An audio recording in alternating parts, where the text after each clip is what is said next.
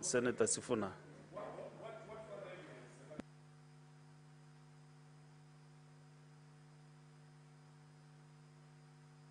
No, I've asked him to clarify that bit so that... You don't want me to speak? Honorable Speaker, I don't know what other evidence the majority leader would want tabled of disrespect of this House other than the letter that has been brought to you while you are seated in the chair. And the fact that he admits that we have engaged on this issue repeatedly, it is indicative of a tradition within the Kenya Kwanza government that they disrespect this House all the time. We have dealt with this issue more than enough times, Honorable Speaker, and the majority leader cannot gag me. You cannot gag me, Honorable Cheruyot. The disrespect is in that letter that has been brought this morning. We woke up here to do this job. Where is Mbadi? You can't defend Mbadi. Have your seat, Senator Sifuna. Senator Enoch.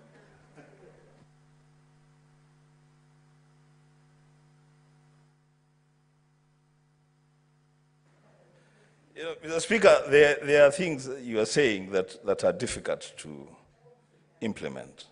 When you say people should not be emotional about this matter, it's difficult not to be emotional about what we have just witnessed.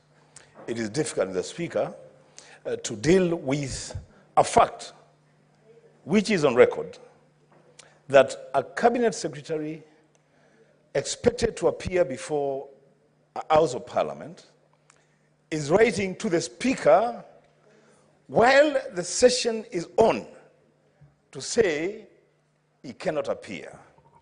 And the reason given is in State House. Mr. Speaker, I will say two things and try to be not too emotional about it. One, Article 132 of the Constitution, functions of the President.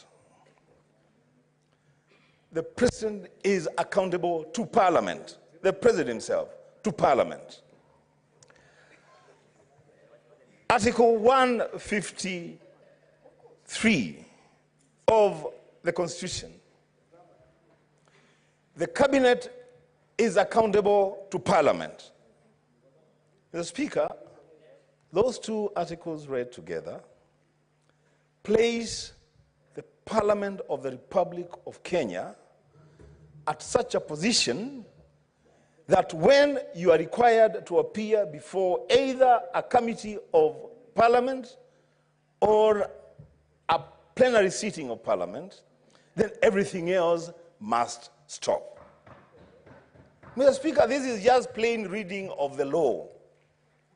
And you know, when now I see my brother, my very good friend, the Senator of Kericho, who is also the majority leader, getting emotional and saying that Senator Sifuna should be taught a lesson. Mr. Speaker, I'm wondering, between Senator Sifuna and the CS for Treasury, who needs to be taught certain lessons? Mr. Speaker, just allow me to finish. Mr. Speaker, this is a serious matter. In fact, Mr. Speaker, this is so serious. And you know what? Let us test our own powers and privileges as Parliament. Let us put that to test. Mr. Speaker, you can order the Sergeant at Arms or the Inspector General of Police to present the Cabinet Secretary for Treasury here today, this morning. Mr. Speaker, you know, we cannot say that Parliament has been disregarded, and every time that we are disregarded, then we permit those people that disregard the Senate to continue doing their things and doing bad manners. Lastly, Mr. Speaker, Senator Cheruyot, you should not feel bad when Senator Sifuna says that the CS Treasury is learning bad manners. Point of order, just a minute. Thank you. Thank you, Mr. Speaker. Mr. Speaker, at the sitting of the Senate Business Committee yesterday. What is your point of order regarding what is... no, I thought you were giving me an opportunity. No. You are... Sorry. I thought you had concluded. You are very experienced member. I am very sorry. When you raise a point of order, You are standing on a point of honor. Speaker, I So thought what you had is your concluded. point of honor? I thought you. Then I'll have my time if Senator Wambua, conclude. I'm able to catch your eye.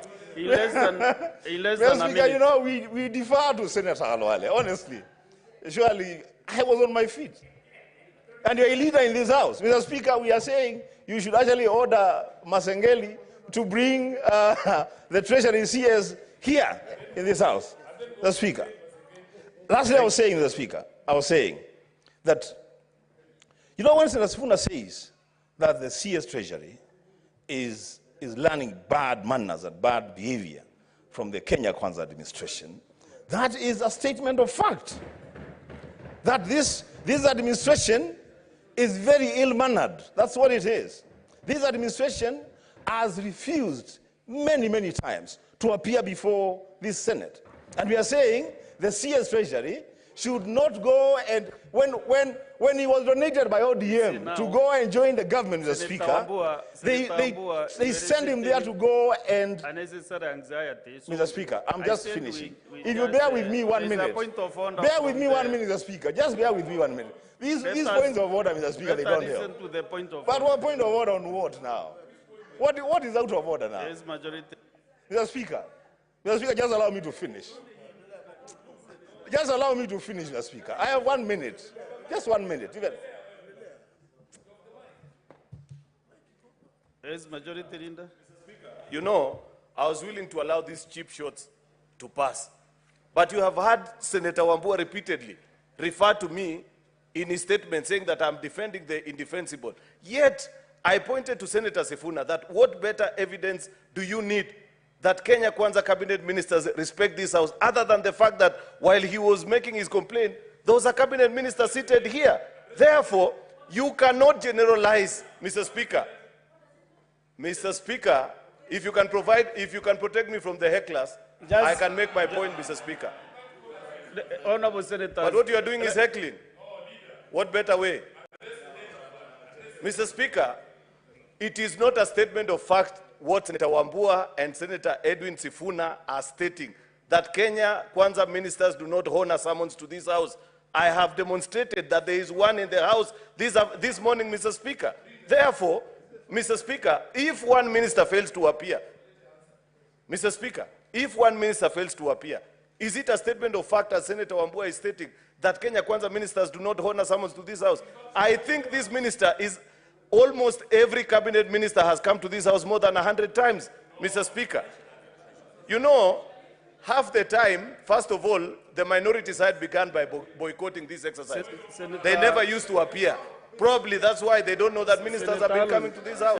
Senator, let us make progress now. And my 15 minutes are over. Can you conclude in 30 seconds? You are 30 seconds, Senator Wambua. Mr. Speaker, I was saying, and I'll conclude, that when the CS Treasury was donated by ODM to Kenya Kwanza, I listened to the Azimio leader saying that they have been donated to go and teach those people how to do things. They are not supposed to go there and learn bad manners. They are supposed to go there and teach good manners, Mr. Speaker. So it should be produced here in this house. I thank you, Mr. Speaker. Senator Joyce Korir. Yeah, thank you very much, Honorable Speaker. I also want to raise... Majority Leader and Senator Sifuna. Yeah, thank you very much, Honorable Speaker. Allow me to also register my dissatisfaction in terms of the response by the CS, because, Honorable Speaker, the reason why we came this morning was because of the questions that we had, which are affecting the members of the public, which we were expecting the minister to respond to this morning. Honorable Speaker, I don't know whether we have the prescribed timeline when the minister is supposed to respond, whether he is appearing or not, because it's so shocking that a letter is just being brought to the House during the time when the motions or when the questions are supposed to be responded to, Honorable Speaker. So it's really putting this House in a very awkward position, and I want to say that we need to set as a House. I don't know whether it exists, the time frame that they are supposed to respond. It's really so hurting. We came this morning expecting to get the answers, the very many questions that we have are being weighted by the Kenyans. And I want to say I'm one of the persons who is dissatisfied with that letter that has been written by the CS this morning. Thank you, Honorable Speaker. Senator Fatuma Nduro.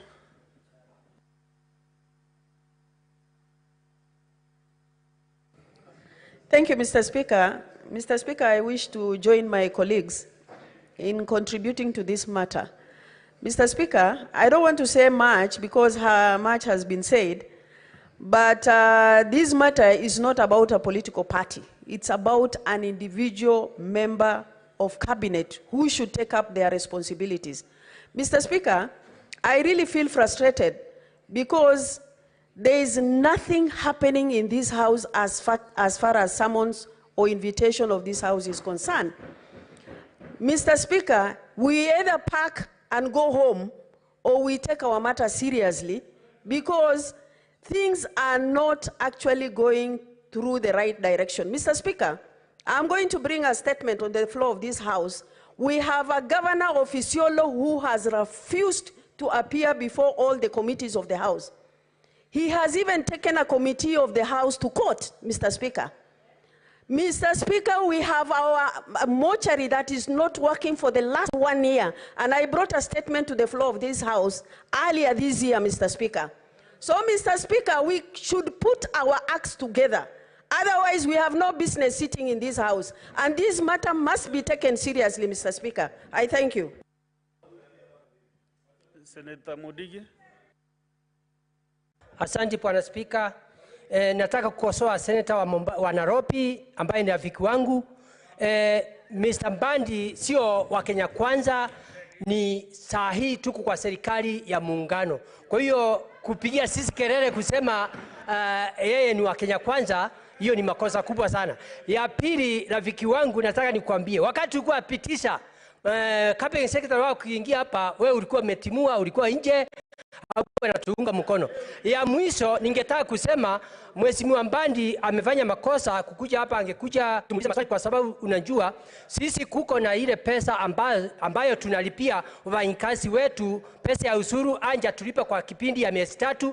County ya Embu saa hii wafanyikazi wote county ya Embu hakuna pesa ametuma hapo. Kwa hivyo angekuja hapo, hiyo ni ile swali tungeuliza. Na sio county ya Embu peke yake, ni county ya 47. Na wakati tulikuwa naendelea alikuwa anasema hakuna pesa, saa hii angekuja tumuulize swali. Kwa hivyo mimi naunga mkono Senator Mbandi aweze kuwa summoned akuja hapa ajibu maswali yake. Asante Bwana Speaker.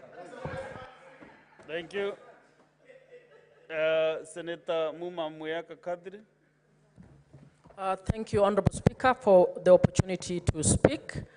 I want to add my voice that it is not acceptable that the CS Treasury can elect to send a letter this morning. The questions we are asking the CS are questions that have been moved for over 6 months.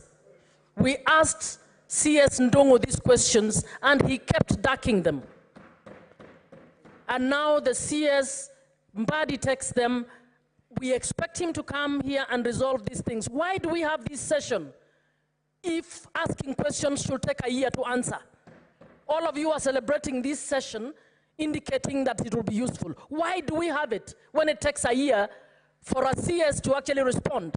In this case, 2 CSs running away from responsibility. I think we need to take this seriously, and it is bad manners. You can call it whatever government you want to call it. It's your government. It is bad manners. Last but not the least, Senator Murango, James.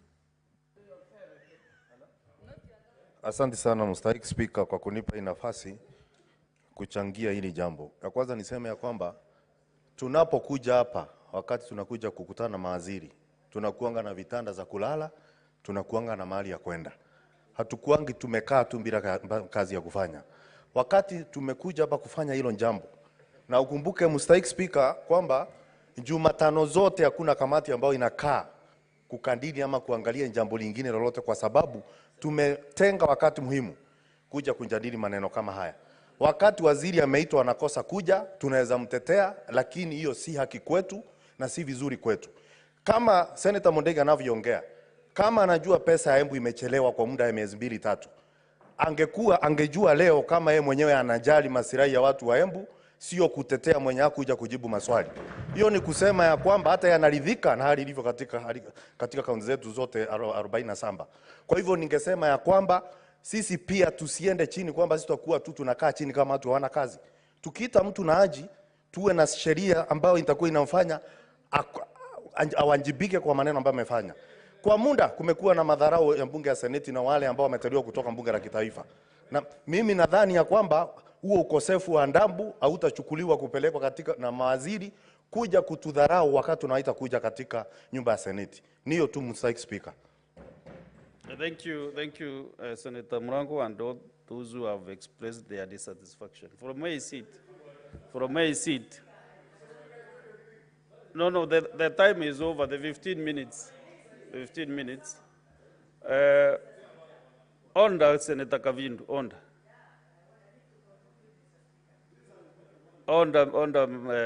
Senator Kavindu. I was saying that it is not in Onda from where I sit to receive a letter and actually communicating that all the CSCs are indicated. None of them had expressed that they will not come to this session this morning. But it's not in order to just receive a communication from the CS when the session is on. And therefore, senators, we cannot be lamenting every day in, day out. I would like to have a bipartisan manner in this issue so that both sides can revoke standing on the 51D, which says that the Senate may, where a cabinet secretary fails without reasonable cause to appear and respond to questions on this part, move a motion to censure the cabinet secretary. So we should not be just weeping, crying, and we have our explicit authority under 51D. Therefore, I think we should take that direction. I've been the last session also, of all the cabinet secretaries, let me also say that it's only one cabinet secretary who has let this house down. I want to disagree with those who said cabinet secretaries don't appear. But the CS Treasury, even last session, did not appear to answer questions. Therefore, this time around, I really request that both sides, you sit and agree on the way forward on this matter. This house belongs to all of us, not to one side of the divide. Therefore, on these things, such matters, let us approach these matters in a bipartisan way so that we can move our house forward. We have no other Senate in this republic. We are the elected 67 senators who are in this house. So if we fail, all of us will fail. If we succeed, all of us will have succeeded. Therefore, now I request the Senator at Arms to bring in the CS for labor and social protection.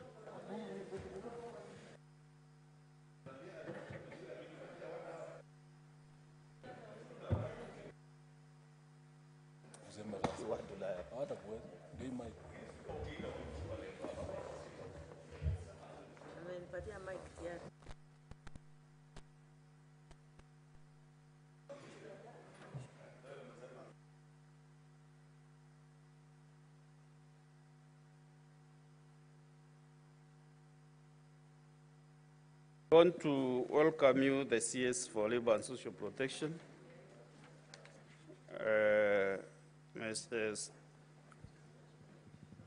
So that you can answer these three questions.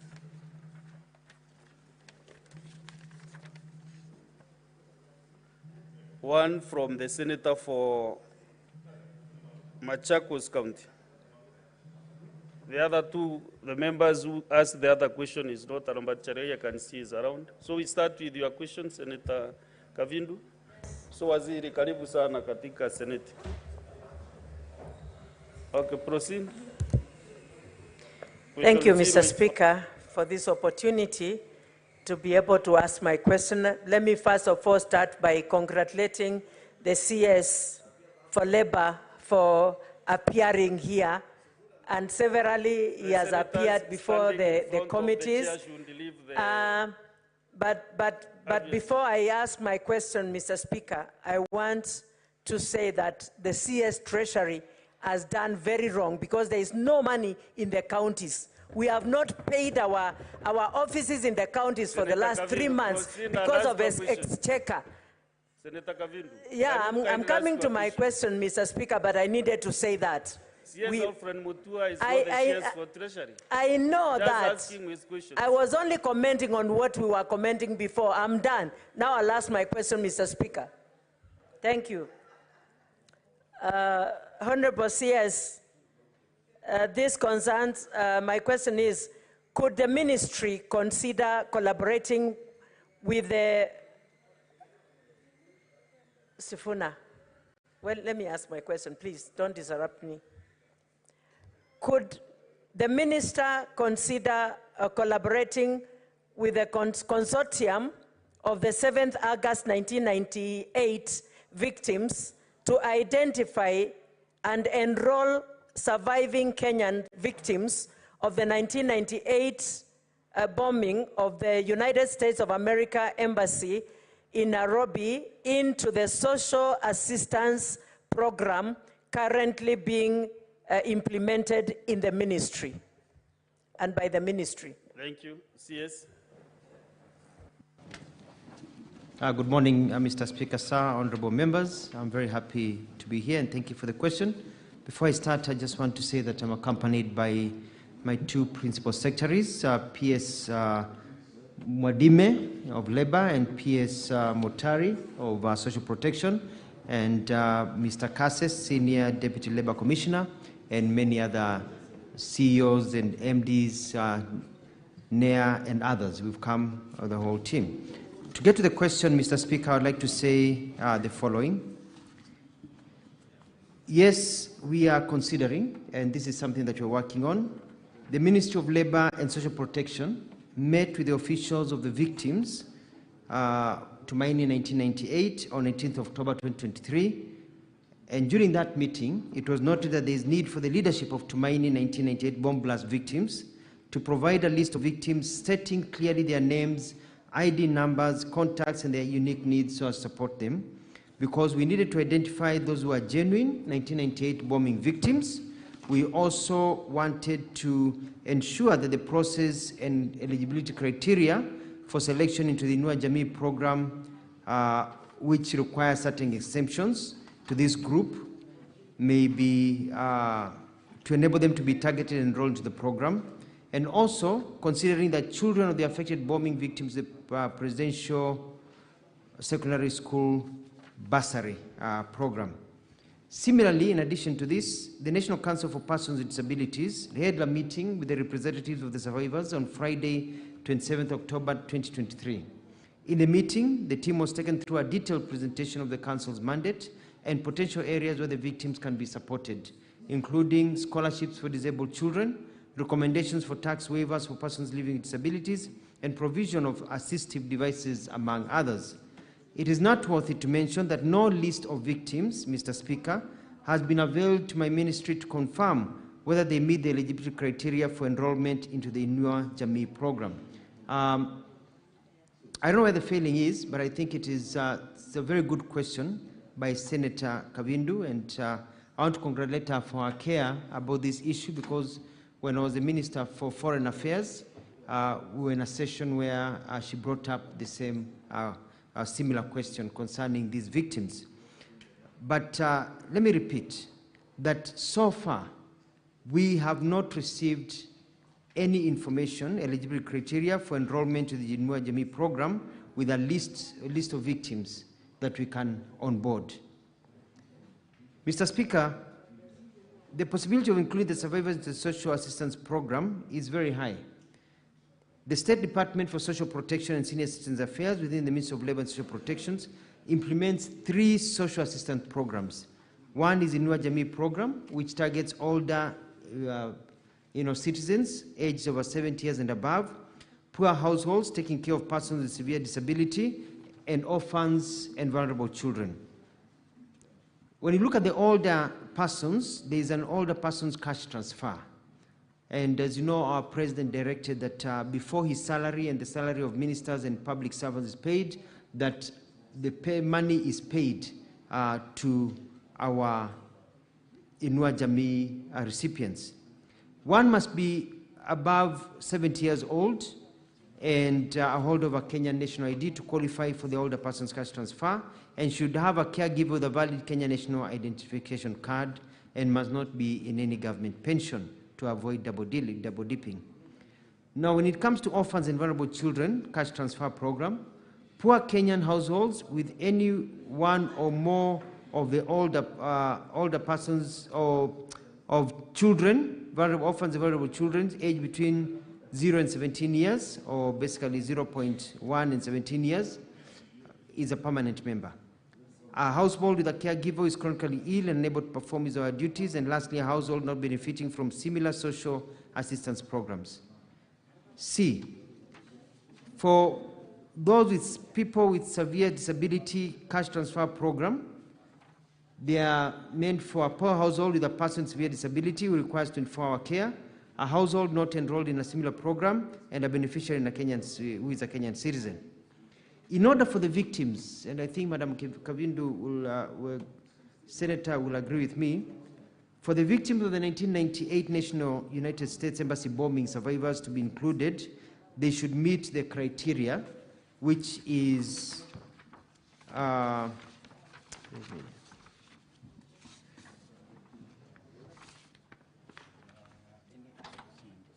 we should meet the criteria that has been given above, presented above.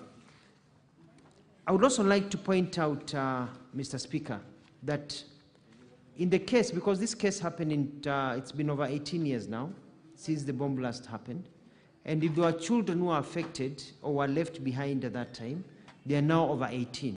Therefore, they do not qualify at this particular time for any of the programs because they are above the limit of age given by the law. I submit, Mr. Speaker. Senator Kavidu, do you have any supplementary question? Yes, Mr. Speaker. Yes. I just want to follow up from where he stopped by saying 0 to 17 years, and most of the victims are above those years. Now, is it their fault that they did not get the care that they needed until they are above the years? And what can be done for them to be compensated? Can they also, I'll follow up with the number, as you have said, and the ID numbers and the clarification. I'll follow up with the people concerned, and I'll make sure that they'll come back to you.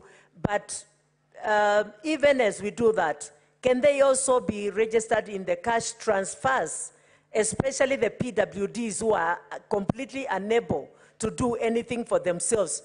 Majority of them are blind, totally blind. Those should be included in the cash transfers, even if they are not at the age of 70.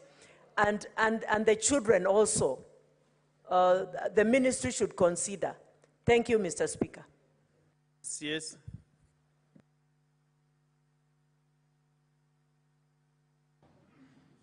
I want to give an emphatic yes. It doesn't matter whether you got injured during the 88 bomb blast, or you injured afterwards. If you are severely disabled in our country, you deserve to be in this program. It is not as comprehensive as it should be, and I'll work on it. On the second point, I really agree with you that we need to get these teams together, and I'm directing my principal secretary not to wait, but to organize a meeting to meet with the leadership so that we can also be proactive and get the list, and working closely with you to enable this to be done. And whether you're below 70, above 70, and you're disabled, you qualify automatically, and there's a criteria of how you are tested at the hospital and you qualify. I wanted to add something that may be of interest to the House, and that is that currently, most members, you are aware, people go in the morning to pick up their monies from banks or agents. And they wake up in the morning, get a boda, get a car, they go a long distance, and they line up the whole day waiting to receive their monies, which is not fair. And His Excellency the President has been very clear about providing justice. You don't have somebody spending 500 shillings to come somewhere, spend another 200 to eat, and then you're giving them 2,000. Already the money is gone. So we are rolling out that want to roll out a program so that by the 1st of December of this year, we are going to ensure that now all the monies will be transferred to the phones or designated M-Pesa or other accounts directly of the recipients. So they don't have to leave the comfort of their homes, spend their money to go and wait for a whole day to receive the monies. We have to be a caring people, and we are going to ensure that that is implemented. Thank you, Mr. Speaker, sir. Thank you.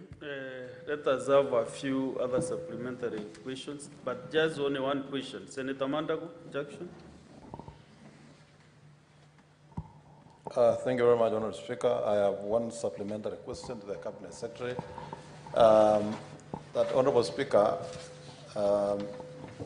during the 1998 bomb blast, the allegation that there are a number of staff who are working for Cooperative Bank who are allegedly illegally dismissed from work following the injuries they sustained from the bomb blast. Is the Ministry aware, and what have they done about it, Honourable Speaker, on that matter? And Honourable Speaker, just on what the CS has just commented on the transfer of funds, Honourable Speaker, I would like the Cabinet Secretary to let us know why is the Ministry using banks, M-Pesa and others, and not Postal Corporation, a government entity that under the law and under their mandate, it is their responsibility to handle digital payments for government. Yes, Waziri. Thank you very much, Mr. Speaker, sir. It's the issue of the staff working with a cooperative bank that were let go or work in that building. We are not aware. I've just done a bit of consultation. Maybe if they wrote to us, the letter got lost somewhere. It's not in my office.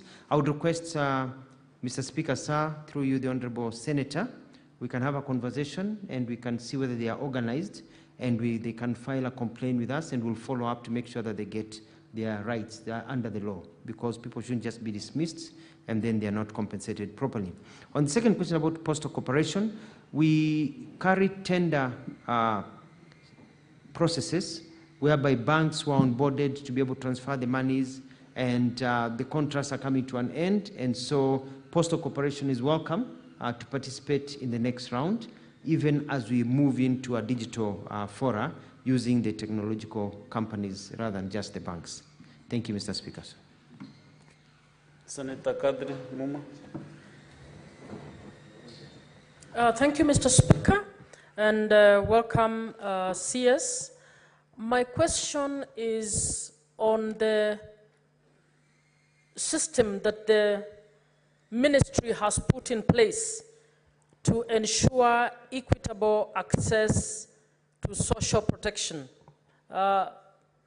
Mr. CS, I would want to know, given that the Constitution requires that all resource in Kenya is equitably accessed by those who need, what mechanism do you have in place to ensure that, one, the correct people are the ones receiving social protection in this country, two, that where there might be deficiencies in the resource, that we can still confirm that it is equitably distributed among those who need to access it. Where can we get that register as members of Parliament who carry out oversight to ensure that truly those who need to access social protection are the ones accessing social protection? I would want to know and access that resource. Thank you, Honorable CS.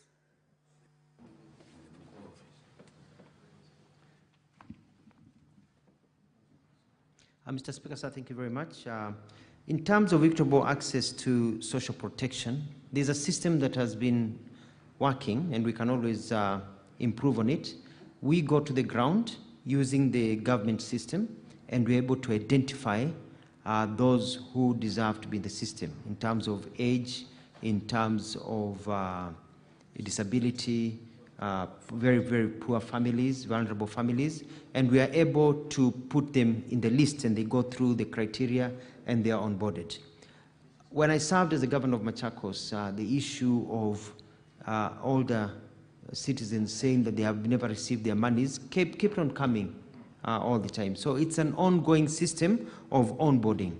In terms of being able to provide the list to you, this House and the Parliament of Kenya passed a law on data protection that does not allow us to provide private information of people's names and where they are to you. However, as a member of Parliament and member of Senate, if you have identified individuals in your county that you believe have been left out, have not been covered, please send me that list, and we'll double check to see whether they are being covered, and we'll ensure that if they need to be covered, we'll make sure that they are covered, so that we can't assume that we know everything on the ground. Number two, we also have cases that we're dealing with, and this is whereby some of our older citizens pass on to glory, and they're no longer here. And maybe their caregivers are still receiving some of the monies that they were receiving. So we are working on streamlining the system to ensure that that money is stopped so it can go to others deserving. And also, we'll need your help if you identify somebody has passed away and that family tells you, or you know that the caregiver still received that money, so that we can be able to work together as one country, supporting each other as members of government. Thank you, Mr. Speaker, sir. Minority Leader, Senator Mazayo. Asante Mstahiki Spika. Mstahiki Spika, nataka kumuuliza waziri kwamba je, waziri anaelewa ya kwamba wale wote ambao walipatikana wamekuwa na majeraha, waliumia wakati wa ile kitendo kilichofanywa na waliofanya kile kitendo pale katika nyumba ya ubalozi ya Amerika tarehe hii, walioumia pale ndani wakiwa wa Kenya na wale wananchi wa Kiamerika. Je, waziri ana habari ya kwamba wale waliokuwa ni wa Amerika wote waliweza kulipwa fidia zao za kuumia na majeraha na wakapelekwa hospitali na wakaangaliwa vizuri sana na serikali ya Amerika? Kwanza Itamuomba Seneta Kavindu asikize ili swali vizuri kutoka kwa kiongozi walio wachache. Ili itakuwa kwa manufaa kwako sana. Sija kupata bwana Spika. Endelea. Asante. Bwana Spika, vile vile nataka kuuliza, je, ni juhudi gani ambao yeye kama waziri na wizara yake ikiwa husika, ni juhudi gani zinafanywa na serikali? Kwa sababu mimi nilikuwa Amerika na hili jambo nililifuata sana, lakini utaona ya kwamba zile pesa bado hazijapatikana za kuweza kulipa wale wa Kenya. Ni juhudi gani wizara yake inafanya kufikia hivi sasa kuona ya kwamba zile fidia za zile pesa zilizotolewa, manake Amerika wametoa pesa, lakini sasa wa Kenya mpaka hivi sasa bado hizo pesa hazijawafikia?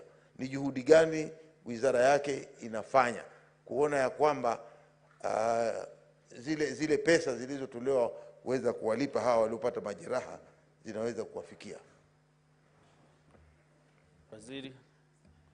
Jibu swali la Senator Mazayo.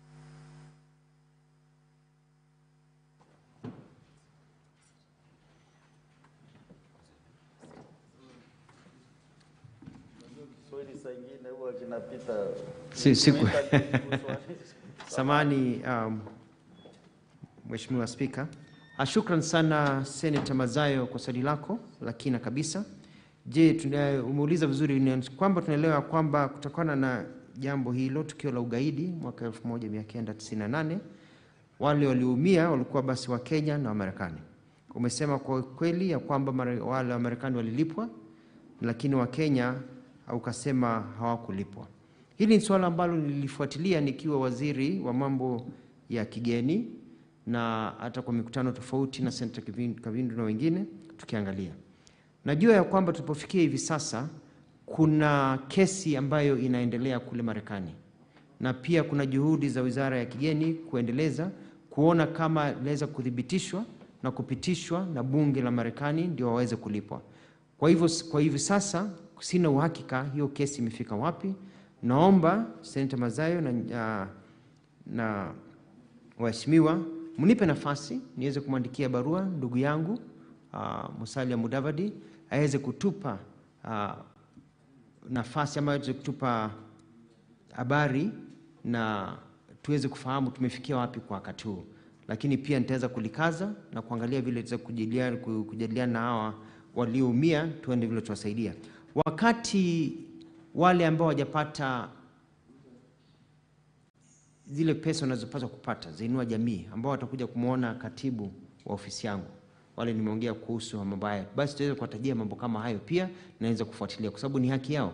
Damu ni damu, iliyomwagika iwe ya Muamerikano iwe ya Mkenya, bado ni damu. Kama wengine walilipwa, kwa nini hatukulipwa? Kama kuna Wakenya walilipwa, tujue ni wengine walilipwa, ni wangapi walilipwa na wangapi hawakulipwa. Niweze kufuata haki ya wananchi wetu. Hiyo ndio kazi ya serikali, kufuata haki ya wananchi wao. Asante sana Mheshimiwa. Senator Murago James. Asante sana Mr. Speaker. Kuna swali ningetaka kuuliza waziri kwa sababu serikali yetu ndio huwa inasajili watu. Serikali yetu ndio inatupatia hati ya kuzaliwa. Serikali yetu ndio inatupatia kitambulisho. Serikali yetu ndio inatupatia pasipoti. Ndio inatupatia hata hati ya kifo. Wakati mtu anapokufa serikali yetu ndio inatupatia.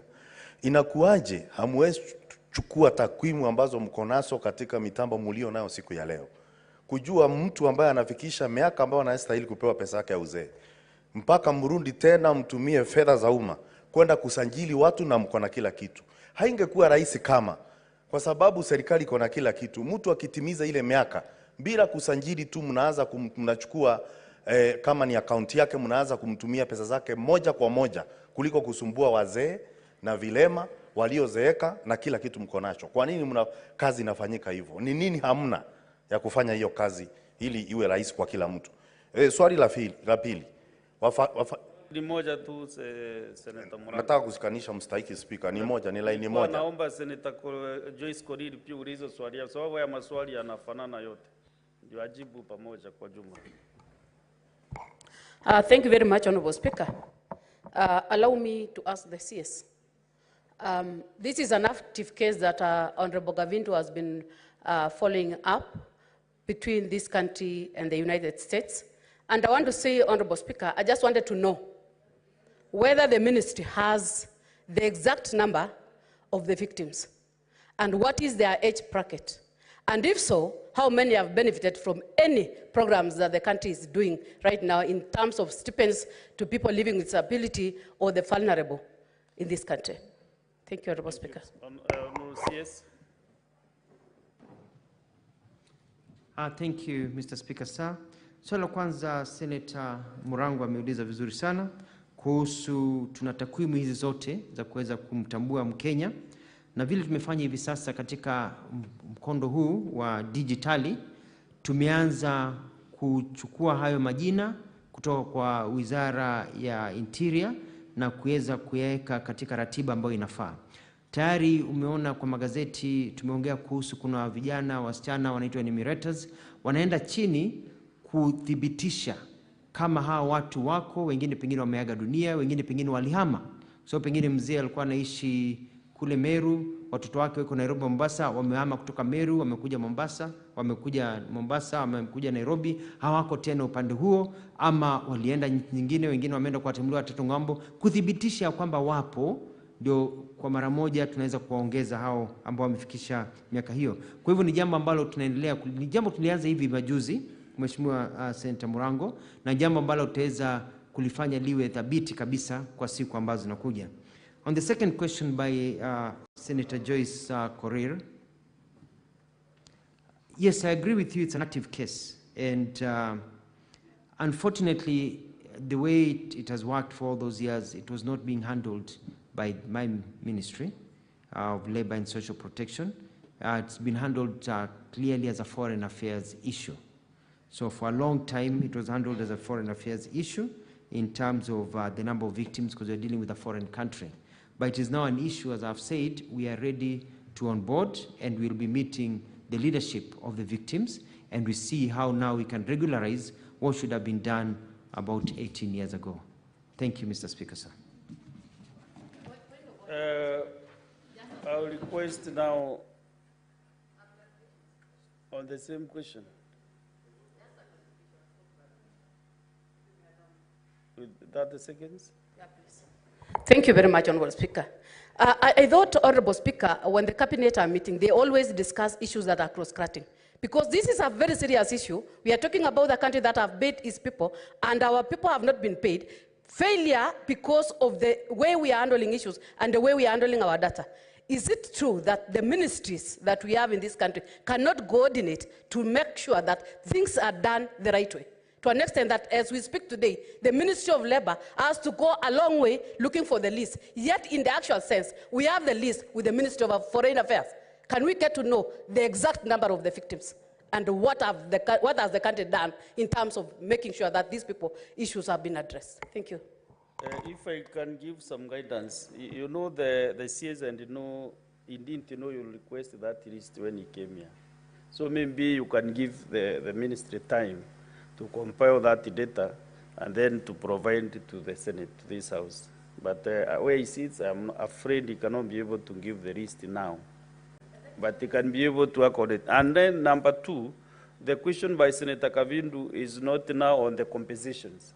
It was specific on whether these people can be recruited in the ongoing programs, like OVCs and the other people. So if Senator Kavindu wants a substantive question, you ask substantive question on compensation of the victims. I know the ad hoc committee that you chair is handling this matter. Therefore, you descended to go the ad hoc committee way, but if you want that substantive answer, as the CS said, you will consult the CS for Foreign Affairs to know exactly what is the position. Maybe I request then you do that substantive question to the Minister of Foreign Affairs. Yes, so maybe that will solve all these issues. Therefore, I wanted to go to the second question, but the Senator Kavindu, you under the second supplementary question. Executed, then we go to the next question by Senator Samson Chalgei. Thank you, Mr. Speaker. My second substantial question is, Honorable CS, those with severe disability who need 24-hour care are also eligible to be enrolled in the persons with severe disability. What are you doing about those ones? And just a follow-up with the question that, Senator Mandago asked. Honorable CS, you say that you are not aware of the people who are working with the cooperative and Mwalimu Sacco, or Fundi Sacco. And the CS who left before you came in, we had called him at the ad hoc committee and we raised all these questions, and he was with his team, just like you are with your team today. And I believe there is no vacuum in government. So you should be aware of that question, because we asked them last year actually. and they were there. So they should give you an update so that you can answer. Thank you. Yes. Thank you very much. I do believe, Mr. Speaker, Madam Kivindu, thank you for the question, that those ones with severe disabilities and anybody with disability, and I call upon this House and Kenyans, if you know a Kenyan somewhere who has disability, who is suffering, and they are not in this program, please let us know. Let the chief know, and I'll speak to my colleague, Minister of Interior, so guidance is given. Up the chain, let us know. Let them talk to the MCA, talk to members of parliament, either to the MP or the senator. Let me know, and I can assure you I will take action immediately, because, you know, we are this country. Some people cannot just suffer as if, you know, they are the wretched of the earth and others are doing well. The second question about, and I'm well guided, Madam, about the question that was given to my predecessors, and so I will follow up and will provide as much information as we can. Thank you for that guidance. Thank you, Mr. Speaker, sir. Thank you. Let's go to the next question. Question number 051. Senator Chalgei, can you ask your question? Thank you, Mr. Speaker, sir. I raise pursuant to Standing Order 51C.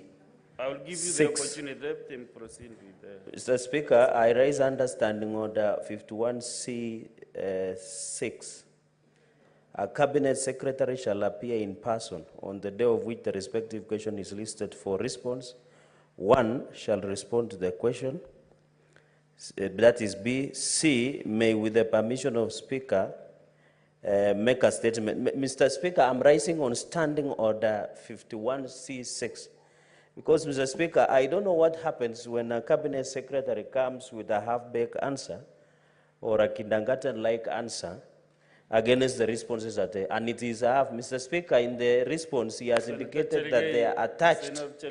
Yes, Mr. Speaker. Using unparliamentary language. Okay, when he comes with unsatisfactory answer, because the response I have received, Mr. Speaker, said there is no list attached.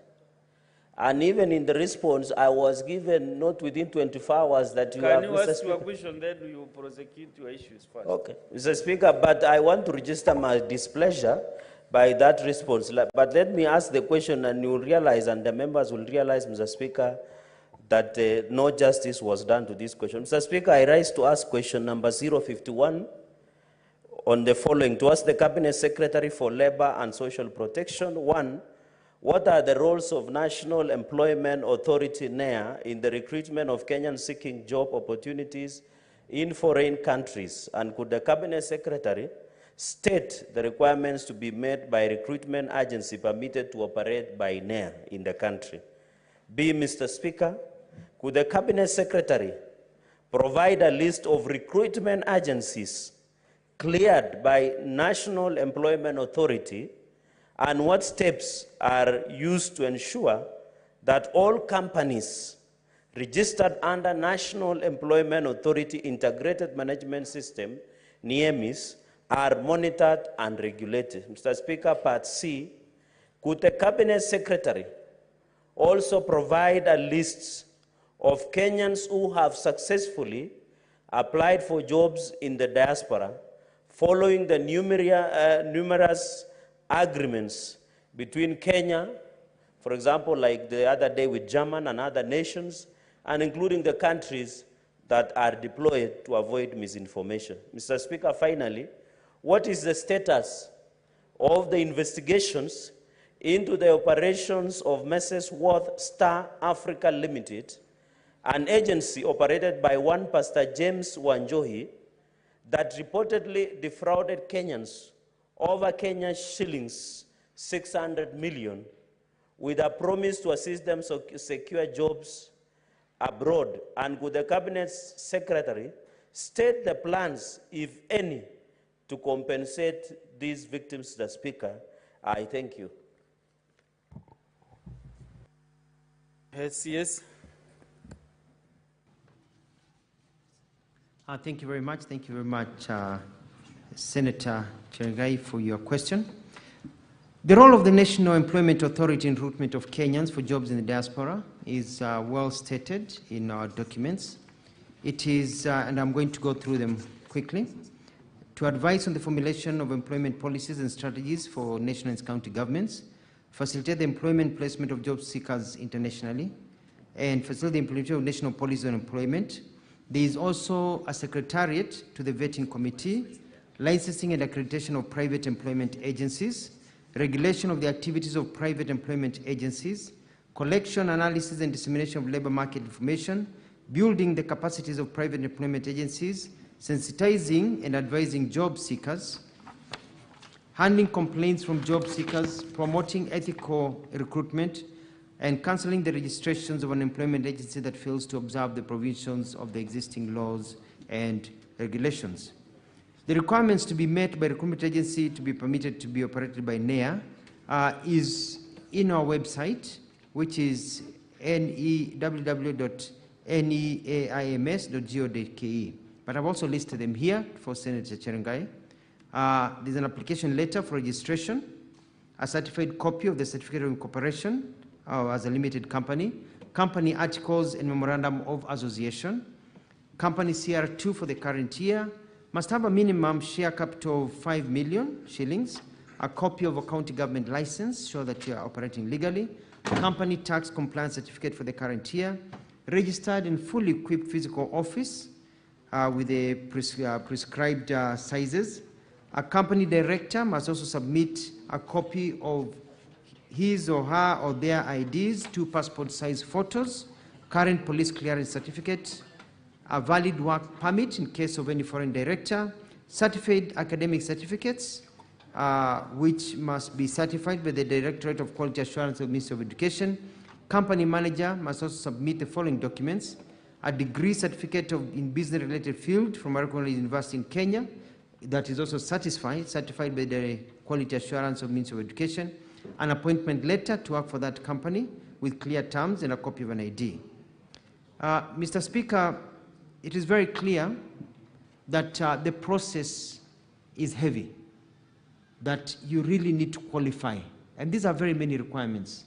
You need to qualify because we need people who are in this industry and we need people who are valid. That's why we ask all these questions, all these documents, including a visiting of the space where they work to ensure that it is not a briefcase company. And then you're given your document.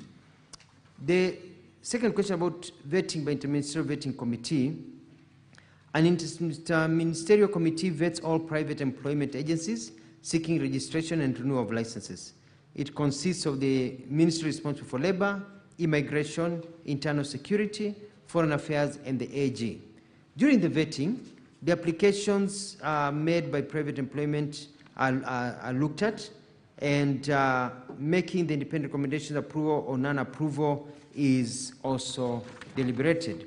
In other words, it is not enough for you just to provide the documents. It's not enough that you qualify. Yes, we take you one step further. Yes, you may qualify on paper, but should you, in terms of national intelligence, are you a crook? You know, have you been bad somewhere else? Are you working with other people? Are you, we go further to ensure that the vetting weeds out the bad people. And the vetting, from what I've learned, is that out of the people vetted, about 30 to 40% never qualify, even though they had the documents. So it is a real operation to ensure that we get the best. So the government here does its job. After approval, you pay a full registration fee, and then you have to be a member of a recognized association of private employment agencies, because we need somebody also to keep on monitoring you, so that when you go rogue, they're able to tell us. And then you execute 1.5 million security bond to the bank. This is for people who are engaging in foreign recruitment. Mr. Speaker, sir, tomorrow, sidetrack just to add to this, I'll be holding a meeting, a follow-up meeting with the recruitment agencies that recruit for people in Kenya and mostly for overseas. We had a meeting about 2.5 to 3 weeks ago where we deliberated about how we can work together. How do we cut the bureaucracy? How do we identify the crooks? Where is the problem? How do we reform National Employment Agency? How do we reform the National Training Institute, NITA?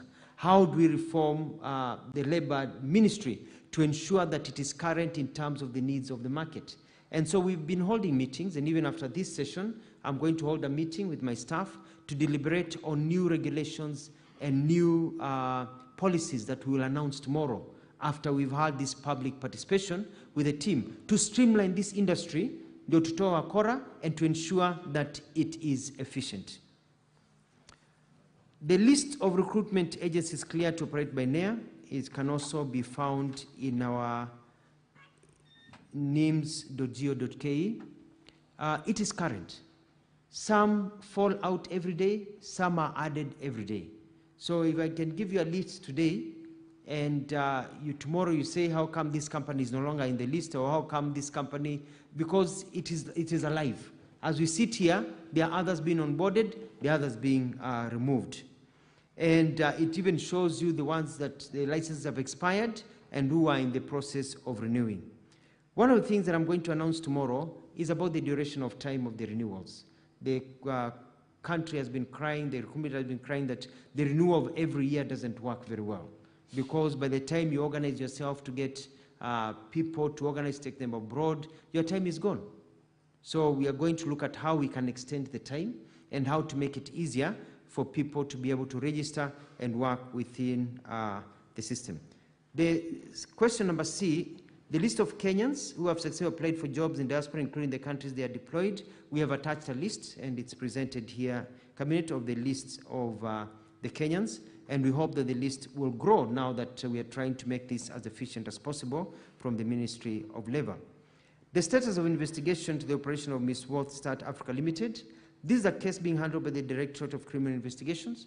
I will be holding a meeting with the senior leadership of the DCI.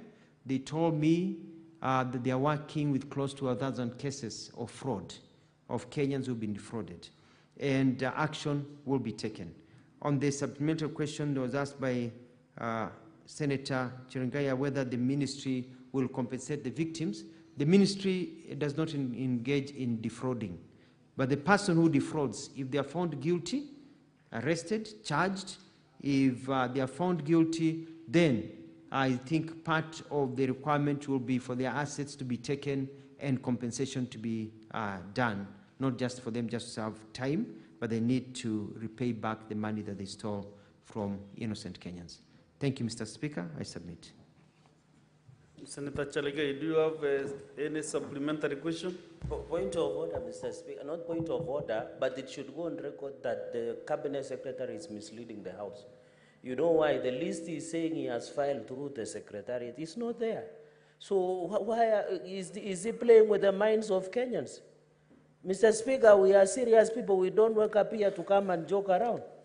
If the CS cannot take his work seriously, Mr. Speaker, he should be sanctioned, because the issue Kenyans, Mr. Speaker, have been caught daily by fake recruitment agencies, Mr. Speaker.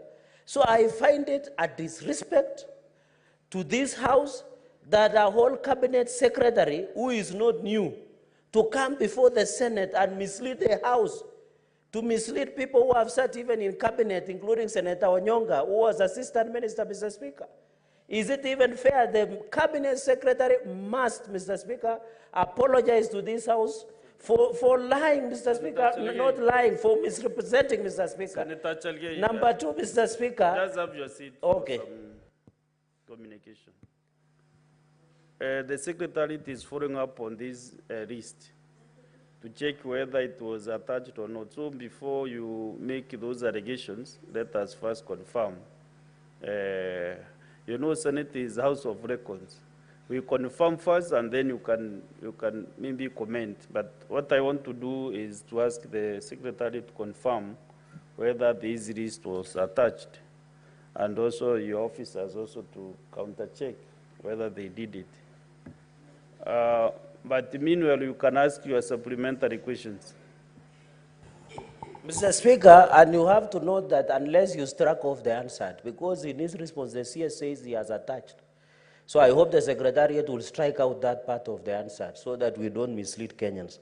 One question so that I allow other colleagues, I'll come later for mine.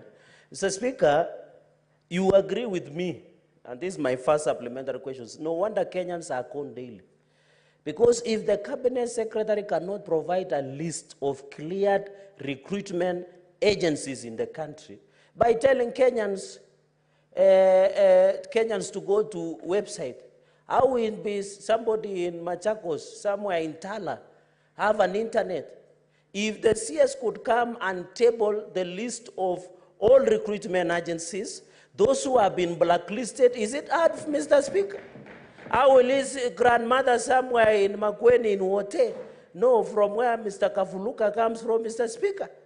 Mr. Speaker, it must be even my own grandmother somewhere in Nandi, Mr. Speaker, even in Bomet, how can they go to website? No wonder, Mr. Speaker, everybody is gone. Can the CS, Mr. Speaker, even in Meru where you come from, can the CS table the agencies that have been cleared to do recruitment, that have been blacklisted, Mr. Speaker, that are pending clearance? Then I can have satisfaction of my response to us. Otherwise, if it doesn't table, Mr. Speaker, then we are gerrymandering with the lives of Kenyans. Senator Chalege, you know the one went in digital a long time ago.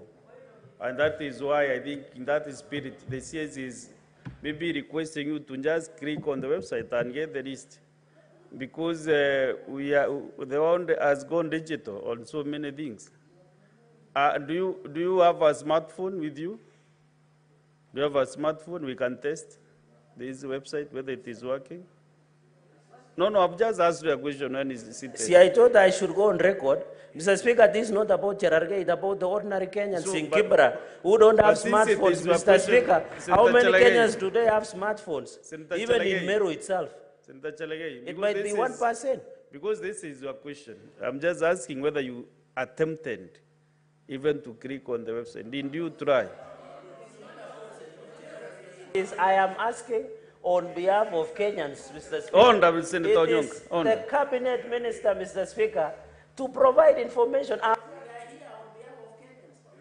Even in Nandi, the people who can access smartphones across the country are less than 1%, Mr. Speaker. So it is not fair, Mr. Speaker, that you allow the CS to slide with. No, the CS will answer your question, but I was just asking you a supplementary. No, I can prove, yes, but Mr. Speaker, I didn't get that information because when you go to website of NEA, there is no recruitment that has been blacklisted, that is pending approval, that is functional, including first choice recruitment agency, the worldwide, Mr. Speaker. So the point, Mr. Speaker, we are asking these questions on behalf of Kenyans. I'm not asking on behalf of Cherargei or my family or my other interests.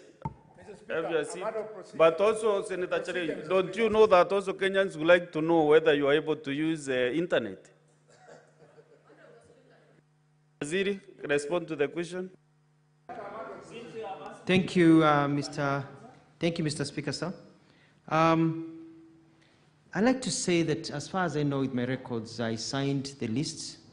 I attached it, and it was delivered to Parliament. We'll follow up with my staff to see whether the people did the right thing. So I cannot say it is attached if it is not attached. As part of my answer, it was delivered. And so we'll check. If there's any misnomer, my apologies, it will be given, but I believe the list is provided because I looked at the list, I signed it myself, and got it attached. Number two, Mr. Speaker, it is important, I want to say two things. One, Kenyans who are applying for jobs, applying for a job is a full-time job. If you want to apply for a job and you want to go and work in India, in Turkey, in Saudi Arabia, in many countries, if you're applying for a job, you do research about the job from wherever you are. And you may not have a smartphone, but you're a young man, and the Gen Zs who are applying for this, they have access. They can talk to somebody with a smartphone, and they can be able to look. What I want to tell Kenyans is this. Be very careful about recruitment agencies that come to your village and tell you they're recruiting you, and they want you to send you to overseas, and that you need to pay them some money to process your documents. That is why we have this list that is alive. And I know paper is important because the list I may even give you, the list I've given you on paper, has already changed because it is live. And in the words of US presidential candidate Kamala Harris, we are not going back. We have to move forward with technology. We can't continue going back on paper. We need to move forward with technology. So I do understand the challenges that we are facing. That is why the government is rolling out the digital network that is going to encompass basically every village in our country where there are schools, and so that we ensure that people can be connected and you can actually log in for free and be able to check. So I urge Kenyans, and they can talk to their leaders, to their senators, and I like the spirit Senator Cherengai has in protecting his people. Talk to your senator, talk to your MCA, say this person is recruiting me. Are they valid? So we can double check so that you are not conned. The other thing that I'm doing is that I want to work with the agencies in a way that if the agency, because the agencies are being paid a fee, a commission, that wherever it is possible, which should be about 90% of the time, they should not charge a Kenyan for any processing fee. So they absorb that as part of their cost, so that Kenyans are not defrauded, being told, pay this amount of money, we'll take you overseas. Unauza shamba, unauza gari, unauza, all your savings, you put them there, and then you find the person is fake. So we want to get into a system whereby let them get access to financing, get their people all sorted, and then they'll be paid their fee. So it's a service they're providing. They don't need to charge the Kenyans. So we're working through that system to ensure that people get their right. So I urge leaders in this country to please also support us in ensuring we identify rogue ones. And the best way is to go into the internet, look at that live link, which keeps on changing every hour, to ensure that that person maybe say they are there, by a day or two, they have been removed. So keep on checking before you engage and sign documents. I submit, Mr. Speaker, sir. Senator Kadri. Thank you, Honorable Speaker. My question to the CS is whether to confirm that the government has appropriate bilateral agreements that have safeguarded the rights of all workers being recruited to go and work abroad, in particular noting that a number of very vulnerable workers have ended up abroad and come back in coffins, and most of those are not the kind of person you seem to have in mind who goes to a website or who has a smartphone that would actually do the research that you are thinking of. Can we have copies of these bilateral agreements submitted to ensure that it has clauses that protect against malpractices, including retainment of passports of workers who go abroad, including retention of their salaries for months on end in the name of paying for their air tickets and paying for the agency fees? I would want to see how the government has protected. And finally, Mr. Speaker, I want to know whether the ministry has set aside a budget to actually sensitize those who cannot access websites and the lot that I'm speaking about by discussing these issues on radios, listing the genuine and the not genuine agents in order for the ordinary, desperate girl in the far-flung village in Dori who wants to go and work in Saudi Arabia is able to know that they are being conned. Okay, yes. Thank you, Madam Senator, for that brilliant question. It's a very, very good question. One of the things that we are doing, and the reforms that I'm bringing that we'll be announcing tomorrow, is a new way of training. We'll ensure that anybody going, and especially to some of these countries where these issues are, and they should undergo a training. And during the training, they'll be empowered. They'll be empowered with information about what their rights are. Your passport is yours. You should never give your passport to anybody else. You give your passport maybe to the agent as they are processing, but they give it back to you before you leave the country. Nobody should hold your passport. Nobody should hold your documents. We're going to empower them on how to get in touch with Kenyan government officials, of how to protect for their rights so that they're empowered. I'm going to ensure that the system is streamlined, that before anybody leaves our country to go get a job, they know they can count on this country. Mr. Speaker, sir, on the question about the budget to sensitize, I'd like to say I'm even going to take it a step further. We can't be operating from Nairobi. Kenya is not Nairobi. I'm working on a program to go and visit basically all the constituencies, all the counties to start with, where we will have meetings with agents, with jobs, with programs of enlightening Kenyans, working with county governments, but also mostly with members of parliament, so that we can be able to empower Kenyans and give them the information. And we'll be able to communicate to media and vernacular stations. We'll be able to tell the stories that we are telling so that people are aware. And I'll even go a step further with the guidance given, whereby we are going to run adverts and communication programs to empower Kenyans. Not only about the challenges they face, but also of the various opportunities. Mr. Speaker, sir, I'm currently looking at it this way. When I was on my way back from Germany, I met a number of Kenyans at an airport in the Middle East, and they are working, you know, security guards, others were working in hospitality. Then when I was there, I met a Kenyan who was coming back, said he works in that country as an engineer. So the jobs you're talking about are not just the household jobs that people talk about. We are talking about a data bank of hundreds of thousands of jobs that we want to accumulate for people who are journalists, for doctors, nurses. We have a demand for nurses, but we realize that nurses don't even know that they are needed, you know, and we are working on all this. There's a question I want to, Mr. Speaker, to reply, and that is the issue of depositing all our agreements. I'm going to ensure that this House has all those labor agreements so that you can also be able to scrutinize them. We are going a step further in our agreements. We are trying to ensure that our qualifications match those qualifications of those countries so that they don't have to go and retrain again, so that our job our qualifications are accepted automatically. We're also making sure that they are protected by immigration, you know, and interior governments over there from harassment and also from being deported without being heard. So we are looking at all those rights. So we've learned our lesson over the last few years. I'm quite lucky, and I thank the President for putting me in this docket, because the experience I garnered as a Minister of Foreign Affairs and Diaspora is really coming in handy, because these are not new things to me. Now I'm in the right ministry to correct all the problems that have been going on. I submit, Madam Speaker. Senator Mofai.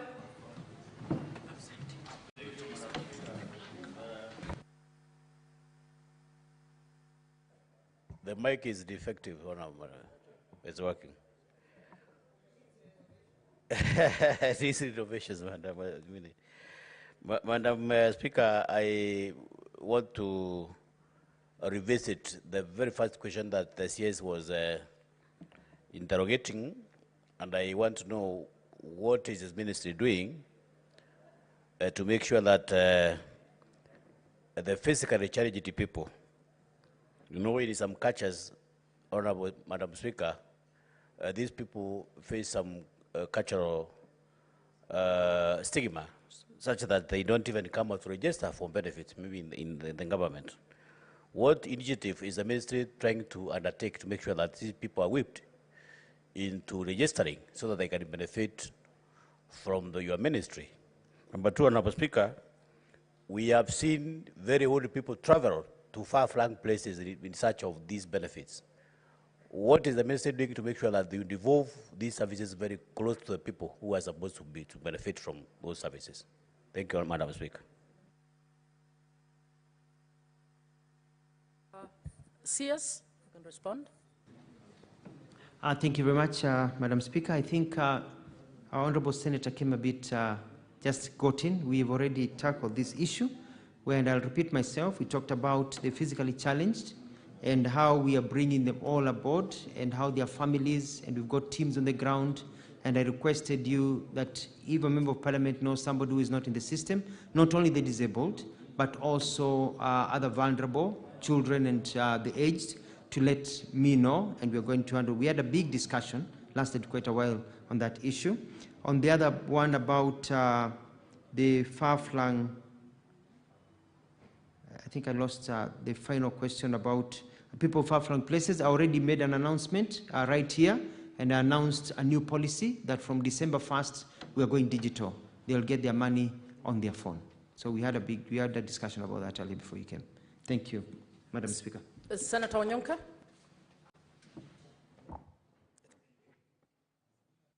As Senator Onyonka is speaking, I'd request Senator Wafula to come in so that we move on to the next question. Thank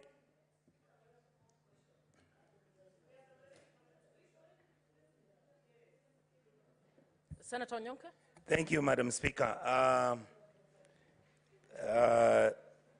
CS, Madam Speaker, I would like you to protect me because my colleagues seem to be consulting. Honorable members, can we hear Senator Onyonka in silence, please? Thank you. CS, I am happy to see you here today because I know you as a friend of mine and somebody I've worked with before. I'm actually going to ask a very simple question. If you remember when you started talking about the declaration of the provision of information, and you brought in the data protection law, when I walked in, that is actually what you said. You said that it's not possible for you to avail information so that we can know who has received social protection money. The reason for that, CS, is because the people of Kisii County that I represent have been asking me to give them the names of the people from the wards all the way to the sub-counties. How many people does the Kenyan government provide finances to or pay the monthly stipend to from all our wards and all our sub-counties? CS, I believe that the law doesn't stop you because essentially the argument you're making is that you cannot disclose that information, and I believe that could also be the clever way on how you're trying to justify and say that you can't give us the names of the people who have gotten jobs ever since the government started signing the bilateral agreements. CS, we want that list. The reason why we want that list is that Kenyans, we have a bad habit. When we are given an opportunity to look for things which we call Kenyan, we only share them with our tribes and our friends, our cousins and our families.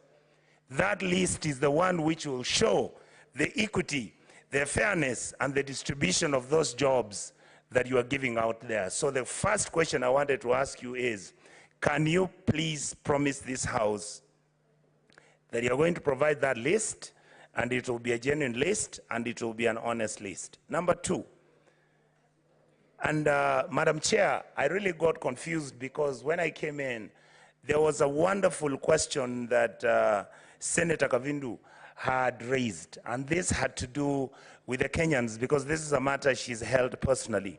The question I wanted to ask the CS is that does he think, and I could suggest that, Your Honorable, you could engage with CS, with the Chief Secretary Musalia.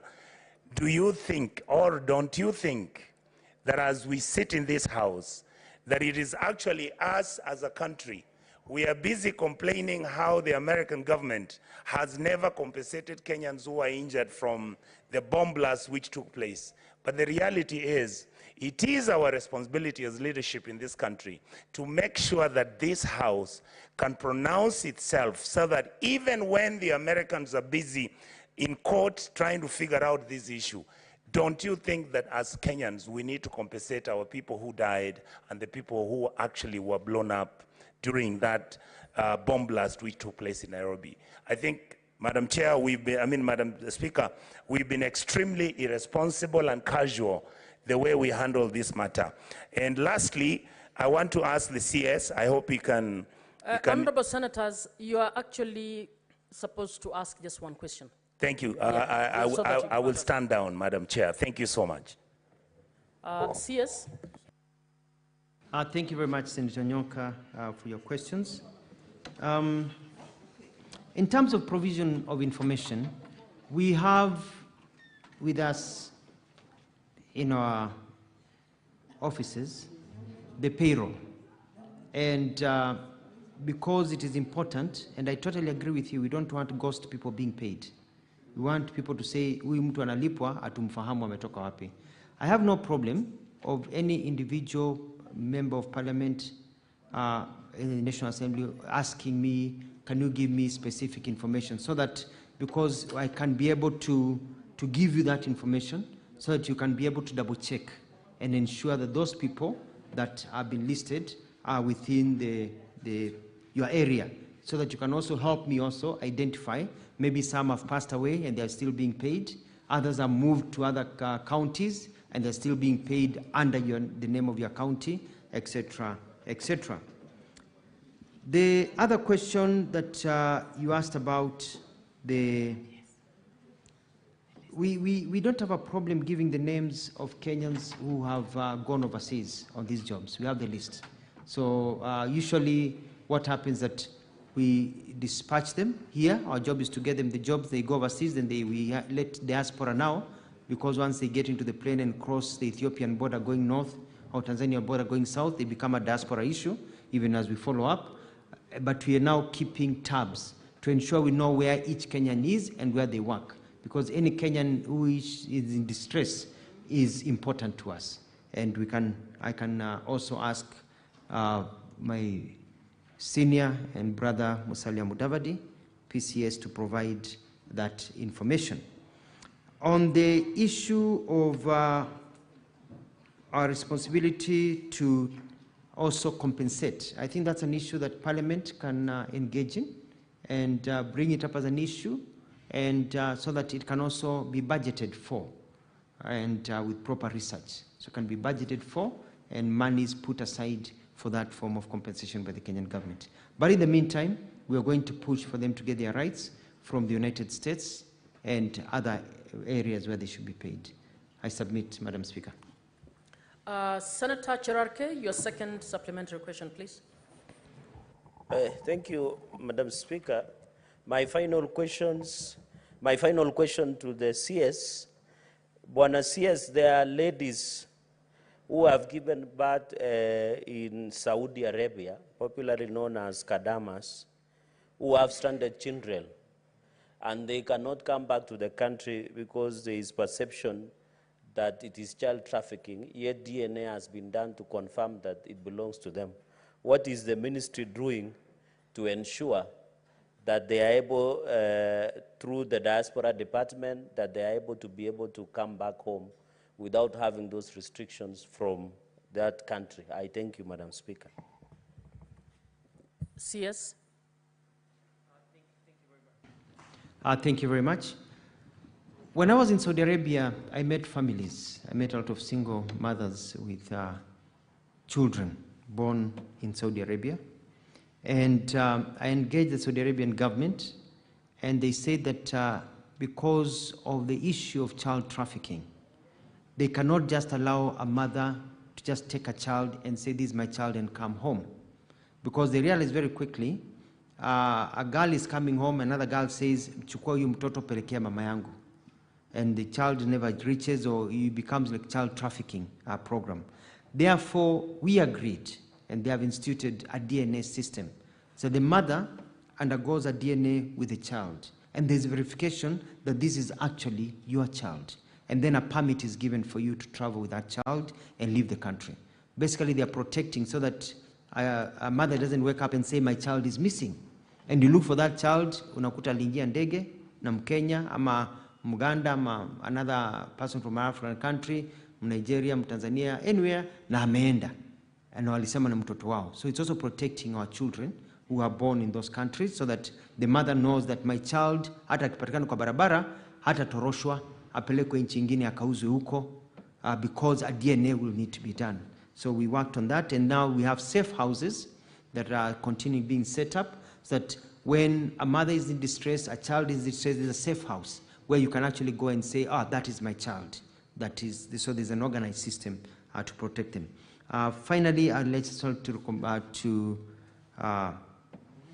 say that, Madam Speaker, with your permission, I believe that the documents are already on your table that Senator Chirangai was asking about, that saying that we are not tabled. I think they're already they have been found within the system over here. I submit. Thank you, Madam Speaker. Senator.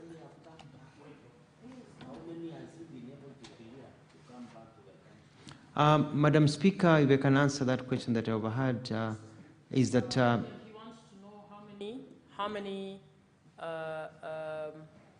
children have come back. I will. Yes, as I said, that is the forte of the State Department for Diaspora, which is under Honorable Musalia Mudavadi, because they are being processed overseas, and they are the ones with the records from the Ministry of Migration, Overseas and Foreign Affairs. So they'll be in a better place to be able to answer that question. Thank you. Senator Onyonka, no, you can't. No. Was it a point of order or what? On what? Been provided. Senator Onyonka, I don't know how you would have a point of order on a list that we've not even discussed. Please, let's move on. Madam Chair, the list has been tabled. Madam Chair, the list has been given, and that's what I'm saying.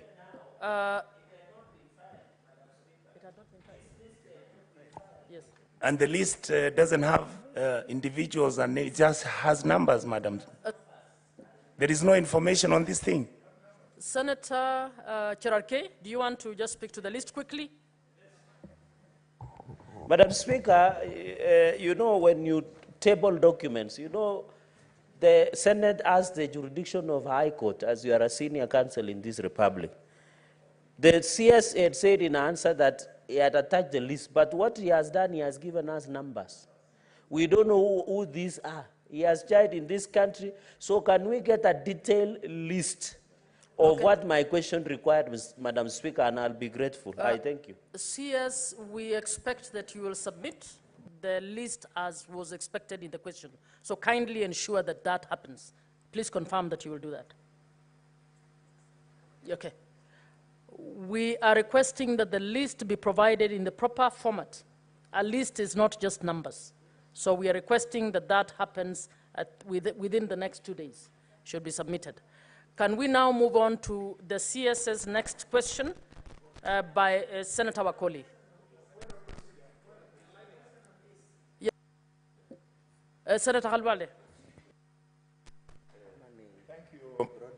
Thank you, Madam Speaker. Madam Speaker, as you'll notice on your list there are a lot of interventions for people who want to ask further supplementary questions.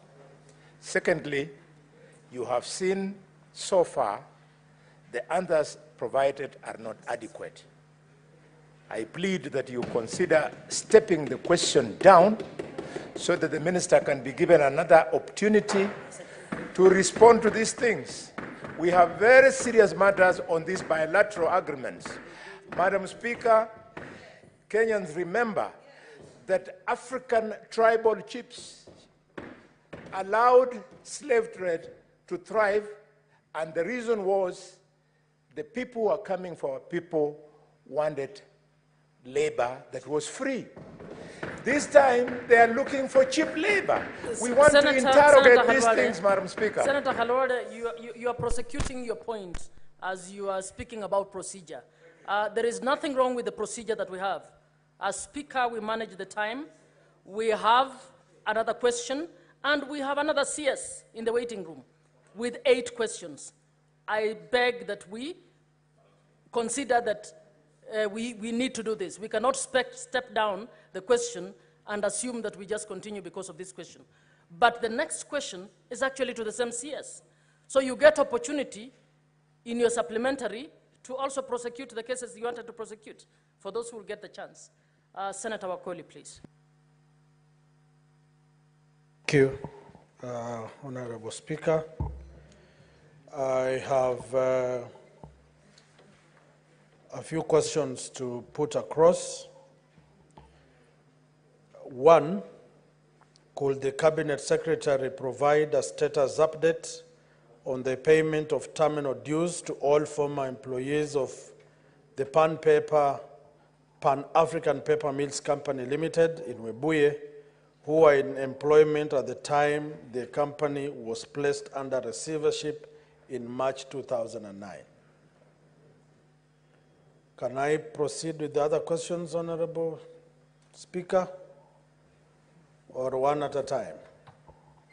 The questions as you had sent to the Number Cabinet Secretary, 2, please. could the Cabinet Secretary explain the reasons for the delay in payment as well as the projected timelines for the same? And 3, what is the government doing to expedite payment of terminal benefits of the former staff? Thank you, Honorable Speaker. CS. Thank you, Madam Speaker. Thank you, Mheshimiwa Senator David Wakoli, for your question. My response is as follows. The termination of employment contracts of employees on account of redundancy of this pen paper company happened on 6th of April 2009, during the time the company was under receivership. In 2016, the ownership of the company changed when it was acquired by the Rai Group. Upon reopening of the company, many of the employees who served under the previous management were hired by the new management to work in various capacities, and which included the locals, and where for both outsource and co-establishment got to a total of 479 employees. All the workers were terminated on account of redundancy by the receiver with effect from 6th of April 2009. They received payment as provided under Section 311 of the Companies Act 2009 Cap 486, and which constituted full payment of the preferential element of the claims against the company for any arrears of pay, holiday pay, or notice pay. For more information, there is an exeter that we have attached, dated 6th of April 2009, paragraph 2 and 3. The State Department of Industry in 2021, using documents from the receiver manager, which is PricewaterhouseCoopers company, was able to recommend payment of 229+ million as terminal benefits to former employees of Pan-African Paper Mills Company Limited. And that is also annexure 2. And also you can see there's attached a letter from the ministry in charge of trade. And so that's the first question. On the second question, whether the delay on payments, why have they been there, and the reason is as follows. The State Department for Industry, which was directed to pay, made a request for funds to the National Treasury in May 2021 and October 2023. In November 2023, just a year ago, the National Treasury requested the State Department for Industry to prioritize these funds in this new financial year and the next financial year in the sector working groups. However, due to the budget ceilings at the sector working group for financial year 2024-2025, the amount to be paid to the former employees could not be covered. That is also covered in Annex 3 of the documents provided to us to give to you. And that is where there's been a delay. So we're expecting that they'll be covered in the future, and maybe the Ministry of Trade can clarify further.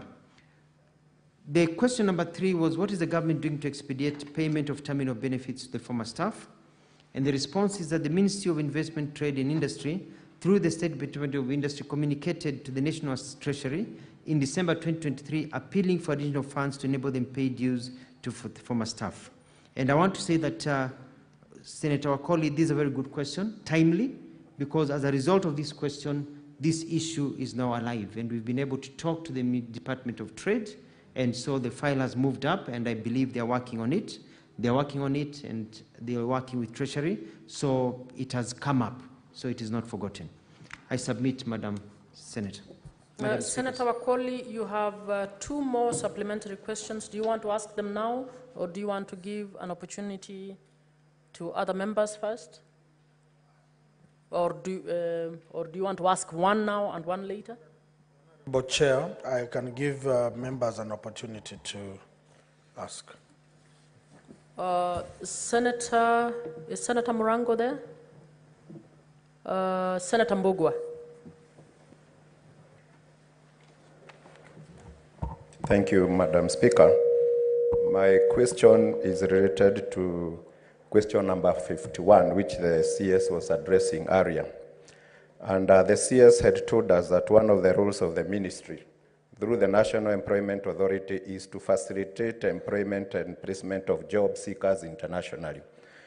In the spirit of promoting equity and fairness, can the CS clearly tell this House and the country these jobs the government, through His Excellency the President, the government is pursuing, whether they are being applied for, either through the government or through the agency, and the procedures to be applied, because the word out there is that some jobs are being gotten directly from the government and others through the agency. Can the CS clear that, please? Thank you.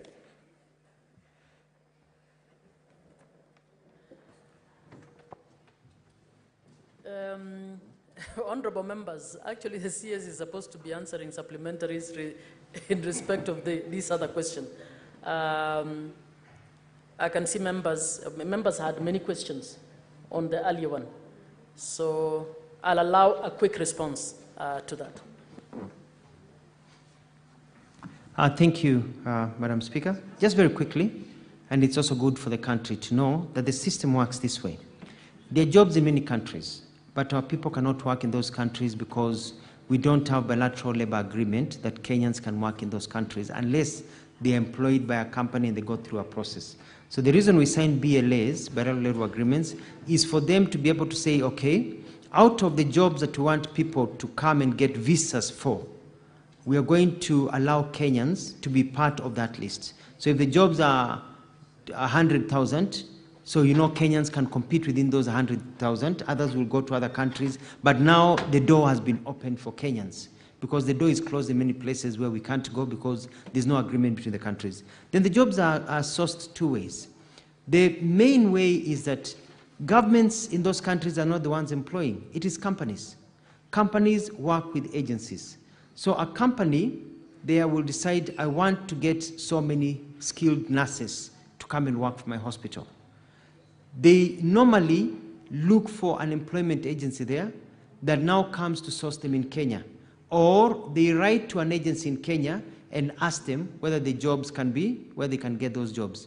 And they get what are called demand. They are called demand letters. We say, we've got 500 nursing opportunities, and it's given to this company. And then the company says to NEA, to us, that we've received this order. That's number one. So normally you let the employment agencies do their work. They're the ones who know how to do the interviewing processes, the identification, the follow-up with the police for documents. That's their work. It's not the job of the government to handhold people. Number two, they are what are called government-to-government job, where the government says, as a government, we want to employ for a government institute Kenyans, and we ask the government to seek. So the Ministry of Labor now runs advertisements and welcomes those who are employing the government agency in that country to come here, and we provide for them, the Kenyans, to be interviewed by them. So that becomes a government-to-government job placement. But those are few and in between. Majority prefer to go through agencies because that's a style that is used all over the world. Thank you, Madam Speaker. Senator Kio.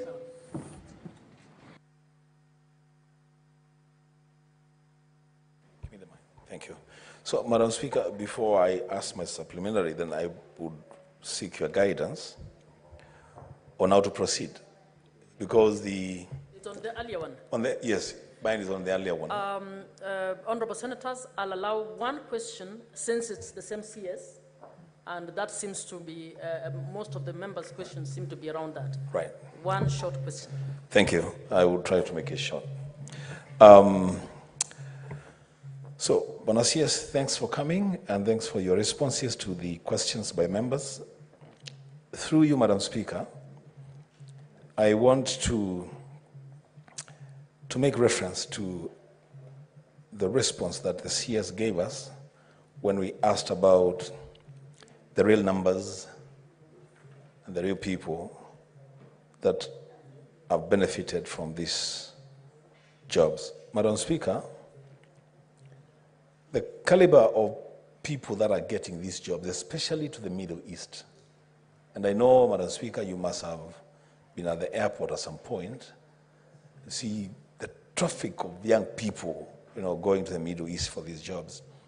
They're the kind of people that you would refer to the internet to find out what is required and expected of them. I'm just wondering whether there is no policy document, a government policy document regulating the placement of our young people in jobs outside the country, whether they go there privately or through government arrangements. Isn't there a policy document? In the same manner that a private school in Kenya will be regulated by the same policy that regulates public schools in Kenya. Is there a policy document that regulates the work environment for our people outside this country? I thank you, Madam Speaker. CS. Madam Speaker, job migration has been occurring in our countries from the days of the JF Kennedy airlifts.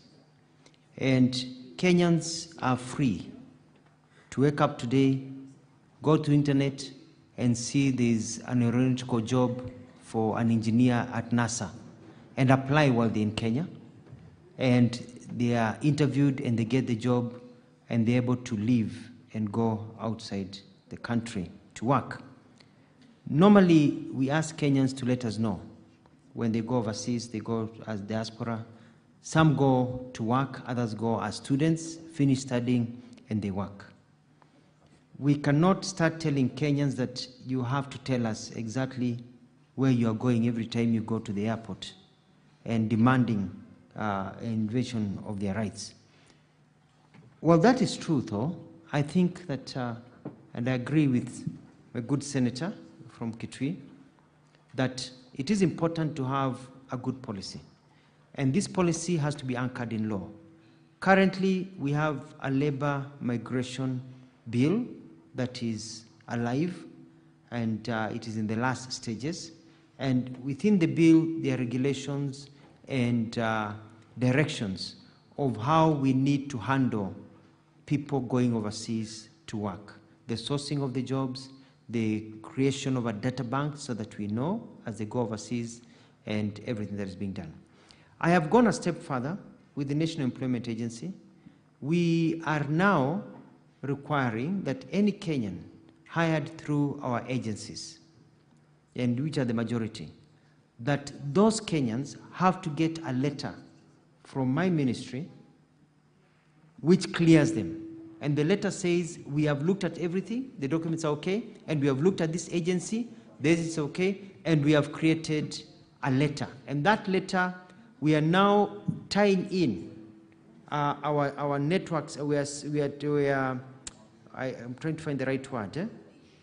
We are using our system, and we are matching it with the immigration system, so that as you leave the country, once we give you that letter, we ensure that your details are captured in the immigration system. So as you leave the country, when you present your passport and they scan it, immediately it comes up there to show that this person is actually going away for employment. So that we know, because some get the demand, they get the letters and they don't leave the country, they change their minds.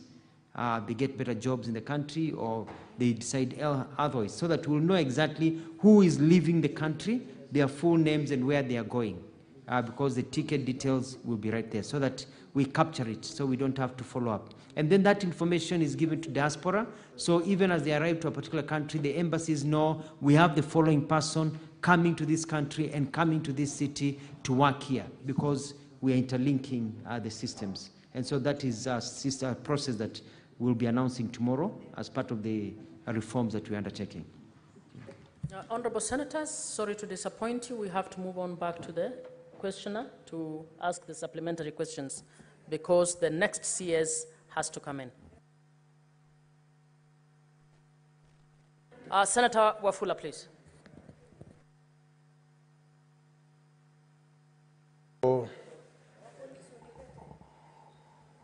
Honorable Speaker, I think people are misbehaving in the House, Honorable Speaker.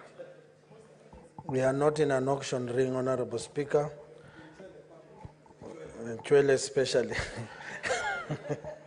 I want to ask my good sister to say something.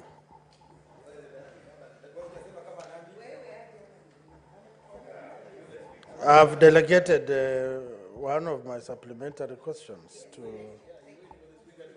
and the Honorable Speaker has no option. Senator.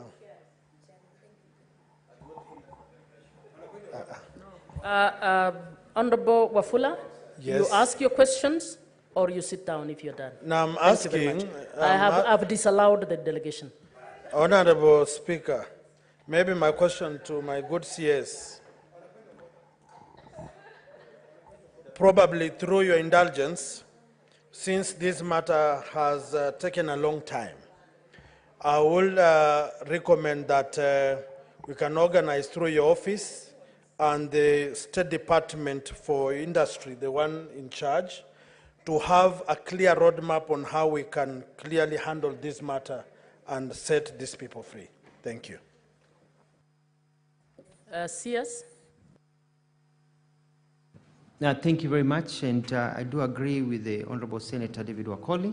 It's important, and I want to give my undertaking that as soon as I get back to the office, I will write a letter to the Minister in charge of Trade and Investment, and we'll make a copy available to you for follow-up, urging that we put together a team to fast-track and be able to monitor these issues. Otherwise, they can fall on the side.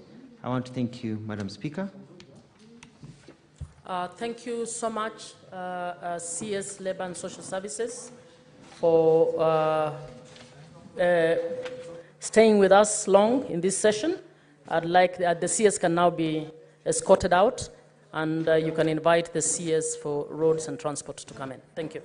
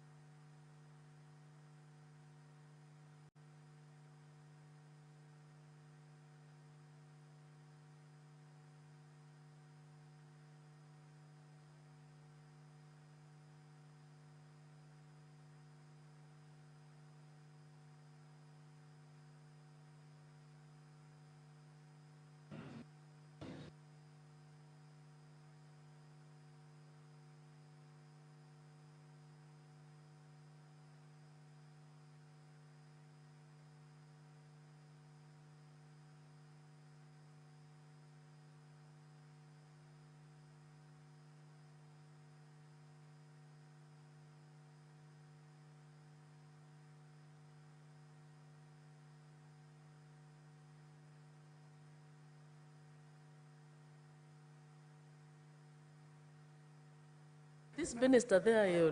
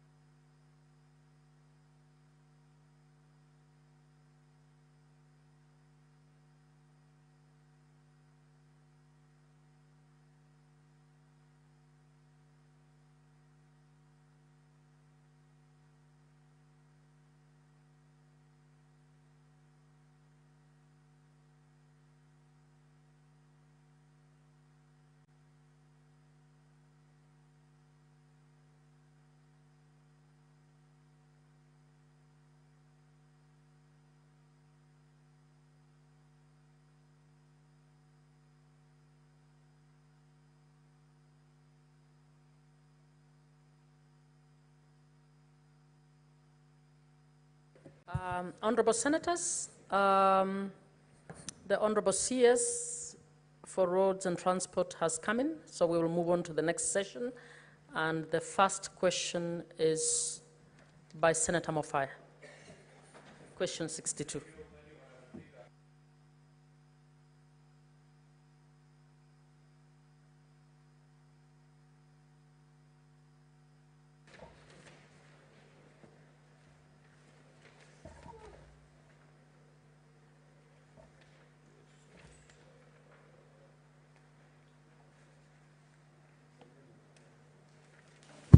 I have the question, Madam Speaker. That is question number 62, whereby I'm seeking from the Cabinet Secretary to know the status update of the payment of compensation to owners of the parcels of land acquired for construction of the St. Mary Kinoro Yanchuku Bawari Road in Tharaka County.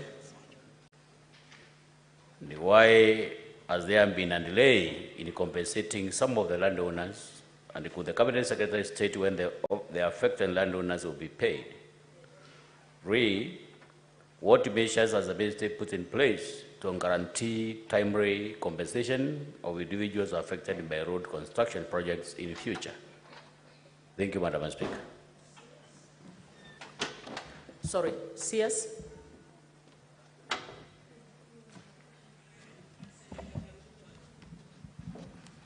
Thank you, Honorable Chair, Honorable members. Happy to be here this morning, or this afternoon, still morning, to continue providing responses to the various questions. Honorable Chair, I appear before Senate this morning to respond to 7 questions, and I would like to request, even as I respond to the specific question by Senator Mwenda, to give a background on an overarching challenge which will kind of touch on all the 7 questions, and then I will specifically respond to the question by Mofaya, Senator. Honorable Speaker, I know that all the 7 questions for which we have prepared responses today relate to roads and touch on finances for roads. With your permission, Mr. Speaker, I would request to share important... Just hold on, the technical team, what's happening with the mic?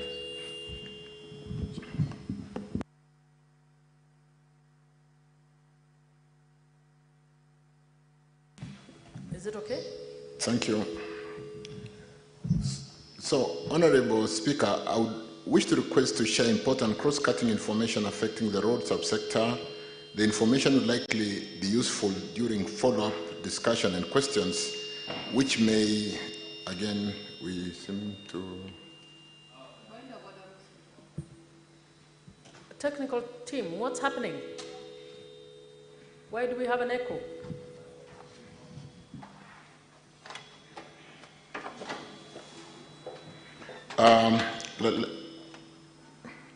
Let's try again. Maybe it's...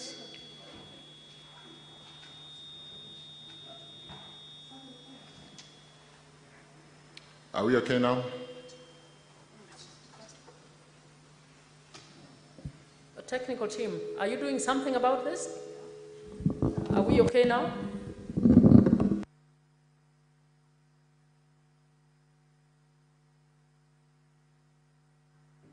Proceed, CS.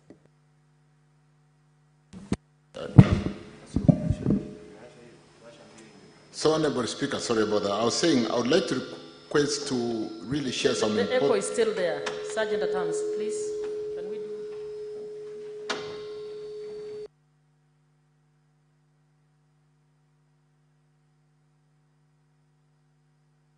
CS, can you just retreat for 3 minutes so that we just get them to organize this?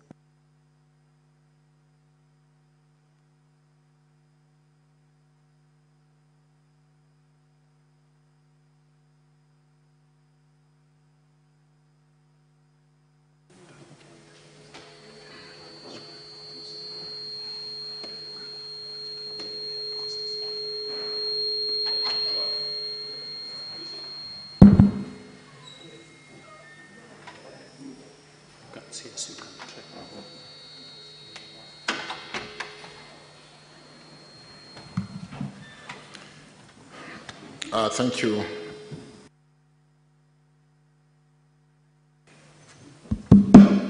Thank you, Honorable Speaker and members.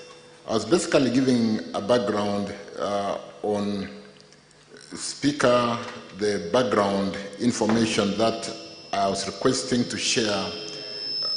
It looks like we are not getting over it. Maybe. If you pull it and hold it in your hands, might it help?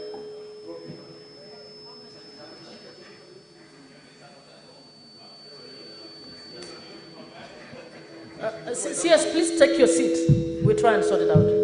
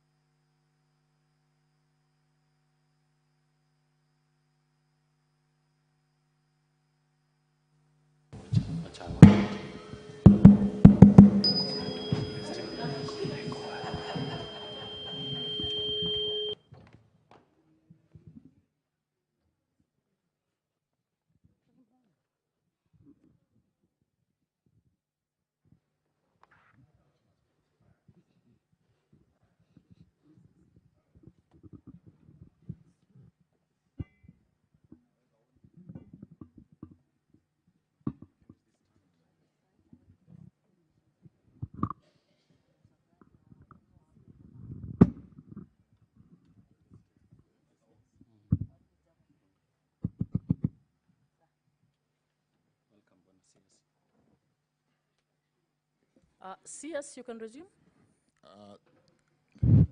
Thank you. Thank you for, and sorry about that. So, Honorable Chair, Honorable Members, I was basically saying that I would like to request to share some important cross-cutting information affecting the road subsector. The information will likely be useful during follow-up discussions which may arise after the substantive answers given to each road-related question. The information I'm going to share, Honorable Chair, broadly is categorized in two parts, namely road maintenance and road development. Allow me, Chair, honorable members, to start with road maintenance. The total value of public roads assets countrywide has been established by the Road Subsector Investment Program 2023. Honorable Senator, Honorable CS, just procedurally, are you responding to all the questions, or do you want to respond to the question of the senator that has asked the question? Because the standing orders require that you respond to the questions that have been asked. So I appreciate what you're speaking about in terms of the general terms, but you want to make reference to say if you want to respond to issues in this, the other question. I think it will be good to have those senators here so that we make reference to that. But the standing orders require that you respond to each question as asked by the senator.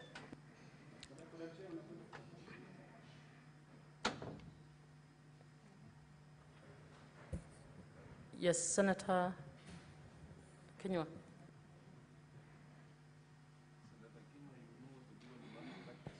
Thank you, Madam Speaker. I raised because I had heard, like the CS said, he was laying foundation so that he can answer the question, and I was following. So I wanted maybe if we can get the generally, because all questions are related, what I heard him say. Senator Kinyua, you will let the Speaker guide on this session. So procedurally, the standing orders require that the CS will respond to each question as raised by each senator. I am asking the CS to, because he started generally, to indicate whether his general remarks are intended to provide a cross-cutting response or to questions this, that, and the other. And hopefully we have all the senators who are asking their questions in the House. I just asked that, and I would like you to allow the CS to respond, please. Thank you, Honorable Chair. I'll respond to all the questions specifically as they are put before the House this morning. So I'll be responding to each question specifically. I was giving background cross-cutting information so that I may not have to repeat every time for all the questions. So what we are getting is that on broad information, the CS is responding by first giving the general information that will inform all questions. So I will allow that. And then you will move on to the specific question by Senator Moffat. Thank you, Chair. So as basically putting the fundamentals that the total value of the public road asset countrywide has been established by the Road Sector Investment Program 2023-2027 to be at 4 trillion Kenya shillings today, making it one of the biggest public investments in Kenya. This massive investment, Chair, honorable members, in the road sector asset, which has been built up painstakingly over the years, has been diligently maintained, protected, and preserved to ensure it preserves the citizens well, or it serves the citizens well while achieving maximum service life, return on investment, and value for money. The Road Maintenance Levy Fund was established in 1993 to provide sustainable resource for the required road maintenance and has since been adjusted from time to time in accordance with needs. The last adjustment was in 2016, the year 2016, 8 years ago, when the fuel levy was set at 18 shillings per litre.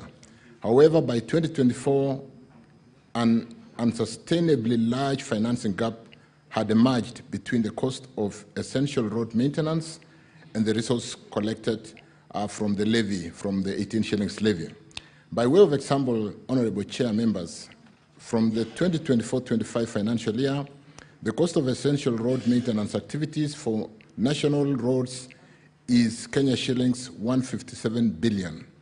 That is what we need annually. However, the anticipated fuel levy collection for the same financial year was only 79 billion, leaving a deficit of 78 billion Kenya shillings. The causes and drivers of this maintenance fund cap are grouped for convenience into 3 categories, namely changes in the road network in terms of length, macroeconomics factors, maintenance needs of the road network. Allow me to briefly describe each of the causes in a little more detail. The contributions to the financing gap which are related to the changes in the road network include increase in the total road network length from 161,000 kilometers in 2016 to about 239,000 in 2024. Growth in the length of paved road network by 47% between 2016 and 24, with 25,000 kilometers paved as of 2024. An aging road network, the existence of a large backlog in road maintenance, including on-carer paved roads which have lacked earmarked maintenance funding and are therefore referred, as you have heard many times, as orphaned roads. Increased urbanization and the need for more maintenance in the urban environment, increased traffic growth, and the climate change that we have all witnessed in the various El Ninos and droughts. The contributors to the financing gap, which are related to macroeconomic factors, include stagnation of the road maintenance levy, like I've mentioned, at 18 shillings for the last 8 years, decline of road maintenance levy due to real-time value or due to inflation, and we don't have the inflationary build-up, rising cost of road works over the time due to inflation. The contributor to the financing gap, Honorable Members, Chair, which is related to the maintenance need of the road network, includes anticipated adverse trends in the roughness indices for the road network if the available resources for maintenance do not increase. Roughness index, Chair, members, is a technical term used internationally within the road sector and is a well-known measure of road condition. Honorable Speaker, because of the above-mentioned funding gap in road maintenance, my ministry has not been able to perform all the required maintenance. Indeed, in the financial year just ended, the road agencies for the first time ever were forced to suspend award of a number of already tendered maintenance activities due to lack of budget. Following from the above situation, a proposal for review of the road maintenance levy by 7 shillings from 18 to 25 litres was formulated several months ago to partially fill the maintenance gap. On Monday, 8th July 2024, public participation was held countrywide to discuss the proposal for review of the fuel levy, and from the views received, 2 themes stood out. Firstly, many Kenyans were worried that an increase in the levy might result in a rise in the cost of living. Secondly, most Kenyans expected and indeed require that the significant gains made in the condition and extent of the road network at great cost to Kenyans should not be allowed to fall into a state of disrepair and dilapidation for want of timely maintenance and resources. Honorable Speaker, this feedback from public participation was received more so in the context of recent events. The ministry was able to revert and consult intensively and subsequently came up with a way forward that closely reflected the will and well-being of the people, including their wish to be served by a properly functioning road network without increasing pump price for fuel and driving up the cost of living. Honorable Speaker, I would not be exaggerating to say that the recent adjustment in the fuel levy rates was a critical, vital, and urgent step without which the heavy investment of recent years in building new roads would ultimately prove to be largely in vain. As part of the drive to secure adequate road maintenance resources and direct them towards where they are most needed, the ministry, through the appropriate channels and procedures, will be proposing consideration of a legislative adjustment so that a certain portion of the fuel levy, which is earmarked for rural roads, can be ring-fenced and directly prioritized by KERA for maintenance and maintenance of paved and other connector rural roads. We believe, honorable members, that the proposed refinement to the management of road maintenance fund for rural roads should it find favor and approval through the relevant procedures will be the key to a material improvement in the maintenance of particularly paved rural roads. That was on the maintenance. On the development, Honorable Chair, Honorable Members, allow me to turn to, in March this year, this distinguished House was appraised by my predecessor about the situation at the time with regard to the development vote. It was reported that the pending bills on various projects as at 31st December 2023 was at 162 billion Kenya shillings. The updated pending bills as of June 30th, 2024 stood at 165 billion Kenya shillings. The consequences of the road project funding gap, which have been well noted by members of this House who are very well informed on the status of road projects in their respective regions. Most projects funded under the development vote are progressing much slower than they ought to be and have significant payment arrears which have built up from the year 2020 or even earlier. And while the now nullified Finance Bill 2024 had put in place substantive measures to begin to remedy the situation, we are fully cognizant of the new realities and are working closely with the National Treasury to ensure that impactful budgetary allocations are retained going forward. The main challenge, honorable members, Chair, with roads development is budget inadequacy. The average net GOK development budget ceiling in recent years averaged 55 billion Kenya shillings. As of 30th June 2024, the outstanding commitments on contracted road projects amounted to approximately 700 billion, including an outstanding bill portfolio, like I've mentioned, in pending bills of 165 billion. Therefore, with the current average net GOK annual budget ceiling allocation of 55 billion, the committed road projects would take approximately 15 years to complete. The low annual net GOK ceiling of 55 billion, honorable members, also results in thin spread of budgetary allocation to projects, which results in various negative consequences. With that background, Chair, and thank you for allowing me to go through that background, I now wish to turn to the question raised by Honorable Senator for Tharaka Nithi, Mwenda Kadhaya Mofaya. Honorable Speaker,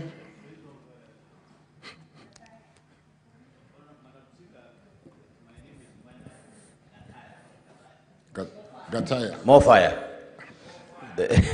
Thank you for that clarification. Proceed, Chair. yes. Let me beg to respond. The total award for the compensation of the owners of the parcels of land acquired for construction of this particular road, St. Mary's, Kinoro, Kianjuku, Mbogori Road, was 115 million Kenya shillings, 115 to be more specific, 662,835. The Kenya Rural Road Authority, KERA, received 28,999,599 from the National Treasury and dispersed the money to the National Land Commission on 12th October 2023, and we should, Speaker, that amount, the 28.9 million received for this specific road project, was paid out on a priority basis starting from kilometer 0, where the road starts, which explains why some landowners have not been compensated while others have. However, the remaining balance of 86.6 million will be paid to the remaining landowners as soon as the funds are received from the National Treasury. Cognizance of my background statement, Honorable Chair, Honorable Members, will work closely with the National Treasury to ensure that budgetary provision and cash flow releases for the budget ceiling already provided, as soon as provided, we should be able to continue the compensation. The ministry will coordinate closely, like I've just said, with the National Land Commission to submit timely data of project-affected persons to the National Treasury to enable the planning of budgeted amounts for that compensation. Honorable Chair, Honorable Members, thank you. Is there a senator who has a specific follow-up question on the specific questions asked by Senator Mofaya? If not, I would request that Senator Mofaya, you ask your supplementary questions to your question. You know, I have listened to the background, which has been prosecuted by the CS. And that background has been with us for quite some time. And I think, Madam Speaker, you know that when funds will be available, it's a very common phrase in the government circles. Madam Speaker, those people have waited for decades. So people lost their land. You know, there have been promises over promises that money will be available at this particular time. But those people, Madam Speaker, are running out of patience. And I think the CS should state categorically when these people are likely to get their dues. Because, Madam Speaker, they have matched to the relevant departments, the relevant ministries, and the answer is they will be paid when the money will be available. That is an answer, Honorable Madam Speaker, that is not bankable, and I cannot go back to the people and tell them that money will be being paid when money will be available. So I don't know what measures is the CS taking to make sure that those people are compensated. You know, those are poor people, Madam Speaker. They are people who have lost their land. They are just commoners in the village. And they have been waiting for that money for the last almost 10 years or so. So I think it's important that the CS comes out clearly and assures this House there is any measure which is supposed to be put in place to expedite this process, that these people get their dues as required. CS?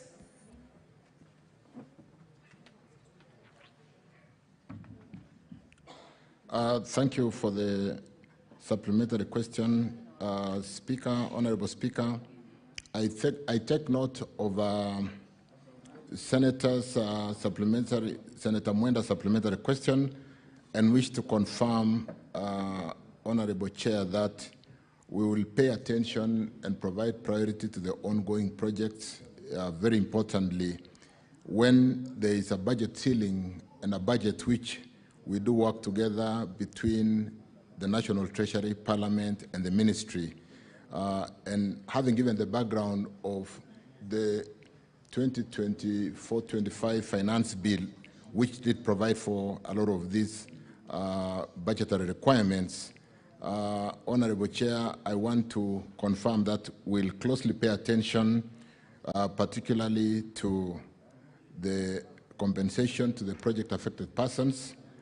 I did give the background on the 7 shillings road maintenance levy additional funds, which we are working on a framework of ensuring that we deploy that prudently to be able to address some of these challenges, and particularly the project-affected persons, because even if we were to put it to start the construction of the road and the project-affected persons on the corridor have not been compensated, it is all in vain.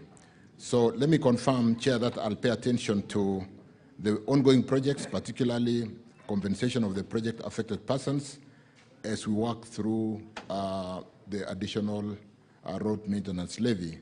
We are working on a framework of securitization and seeing whether, like I said during my confirmation hearing, whether we can get a bullet payment and sort out all the outstanding pending bills. Thank you, Honorable Chair. Senator Mofaya?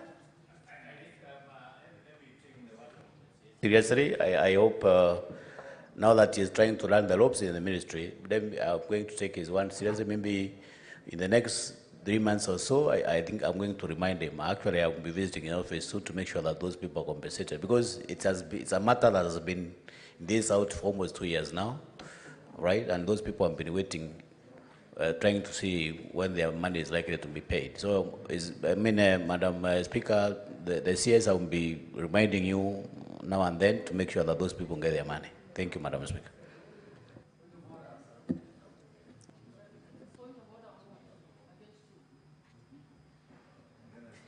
Madam Speaker, I seek your indulgence and advice, because looking at the questions that are being asked, they are somehow related.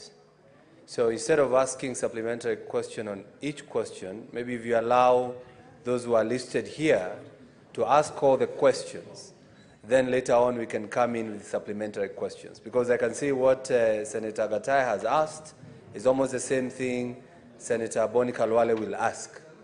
So that we can have supplementary questions that are somehow combined. Well, thank you, Senator Thangwa. I think what I had thought, that's why I said we will only allow you to ask if you have one on that specific issue. But what I'd like us to do is go through the questions, and then we will allow the rest of the members to ask the questions they have to the CS. So Senator Khalwale.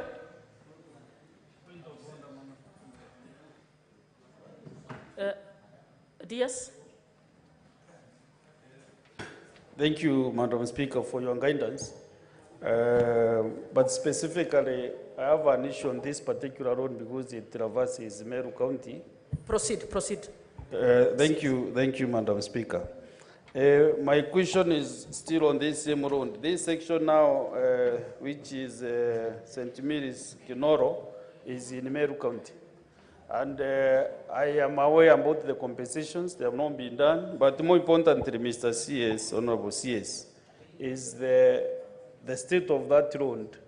Because in Meru County I come from, we are losing a lot of resource, as in loans.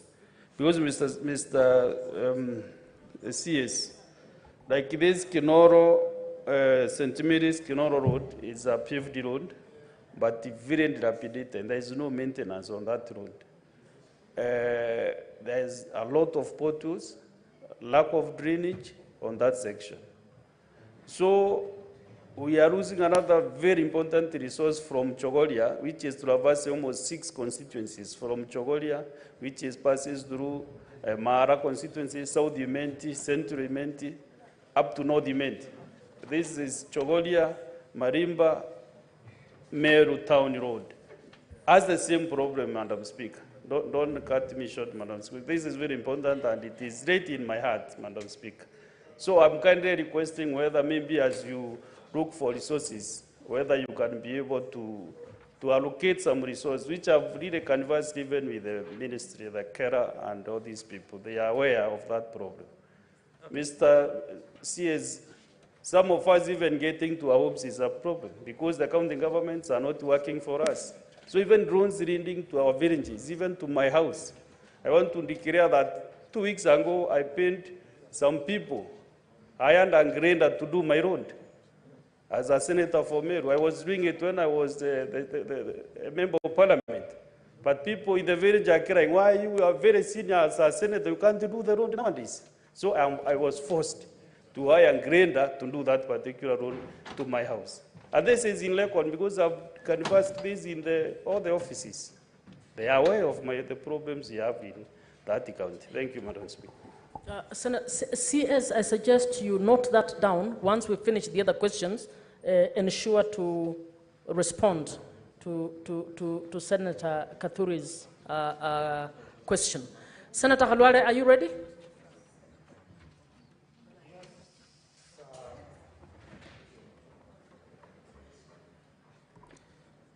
Yes, Madam Chair. Madam Chair, I rise to ask question number 65 on the order paper, that A, could the Cabinet Secretary provide a list of landowners who granted way leave for the upgrading to bitumen standard of the Shikalagala-Butere Road and indicate the respective amounts due as compensation to each? B, why has the government not yet paid out compensation to the said individuals years after the project was completed, and could the Cabinet Secretary indicate the timelines for the same? CS. Thank you, Honorable Chair. Let me go straight to the responses of those 2 questions. I wish, Chair, Honorable members, to state that a total of 326 landowners were listed for acquisition under the Gazette notice I have listed in the response number 10918 of 22nd December 2020 for the project of upgrading the Sigalagala Musoli Sabatia Butere Road to bitumen standard. The notice detailed the individual identified persons or affected persons by the project and the indicative acreage size for acquisition, a copy of the Gazette notice which we attached in the response. The National Land Commission, Honorable Chair, which is mandated to determine individual elements in issue the schedule of awards for this project. Honorable Chair, the time lapse is big. Allow me to go back and find out why the National Land Commission has not responded to date. and then be able to follow up because December 2020, from the time we gazetted to date, is really a long time. On the second question, as a ministry, we empathize with the project-affected persons following the inordinate delay in processing their compensation. The delay is due to the extended duration required to process the matter in consultation with NLC. Honorable Chair, the ministry through KERA has been in constant communication with NLC on this matter. This began with the gazettement of the affected parcel via the Gazette notice of 7 July 2017, number 6472, followed by a Gazette notice number 10918, which I did mention on the first question of 22nd December 2020, which published the corrections to the first notice and indicated dates for conducting inquiries by NLC. The ministry facilitated these processes in full and was thus awaiting issuance of award letters to the project-affected persons. And the award schedule to KERA detailing compensation amounts informed the provision of funds for the same. KERA sent reminders to the Commission via a letter of 27th November. I've given the reference 2023, and another letter of 15 April 2024. Again, the reference is there, and it is annexed. The National Land Commission, honorable members, Chair, wrote to the ministry on the subject in its correspondence via letter of 21st September, referenced Annex 3, and regrettably the letter indicated a decision by the Commission to recommend degazettement or regazettement of the project due to the non-completion of the acquisition process within 24 months. A letter we have already appealed. The ministry appealed to the Commission via a letter of 26th April 24 to reconsider the decision to degazette the project and proceed to issue awards for the parcels cleared for payment as per the post-inquiry report, while the remainder of the parcels are duly processed in line with the recommendations of the report. This appeal, Honourable Chair, is in light of the distress caused by the project-affected persons by the extended delay in processing their compensation. The consideration, time and public resource already spent, and the desire to finalize this process. Further, it is worth considering the cooperation extended by the PAPs, the project-affected persons, in allowing the full completion of the road project by 2021, much ahead of the processing of their dues. So far, we are engaging with the Ministry of Lands, Public Works, Housing and Urban Development to intervene and facilitate the fast-tracking of the necessary processes to allow the eventual compensation of the project-affected person for this project. And upon issuance of the award... CS, just hold on. Honorable members, please listen in silence. If you must consult, don't do it in loud tones, please. Upon issuance, Honorable Chair, of the awards, the Ministry shall prioritize the settlement of this compensation at the first available opportunity subject to the availability of the funds. I wish to confirm that, Honorable Chair, we have now received the award from NLC totaling 50 million Kenya shillings, and we'll work very quickly and very closely with the Treasury on the budget line and start the compensation process in line with the due procedure of how to compensate. But because of that appeal, NLC has come back. They have now cleared 50 million, and I want to confirm that it's just a budgetary process and a payment process, and we'll work closely with NLC to clear this concern on this particular road. Thank you. Senator Khalwale, do you have any supplementary question? Madam Speaker, this question does not warrant a supplementary question, but I just would like to prick the CS. CS, the people you are talking about are not many. They are limited to only Shitori sublocation, Mkomari sublocation, Shitochi sublocation, Shivakala sublocation, and Shivuname sublocation. And Minister, I'm pricking you by telling you that the better agenda of the current government, you and I and others developed it. You and I, we are the founder members of the United Democratic Alliance. We had a vision of sorting out such a small things.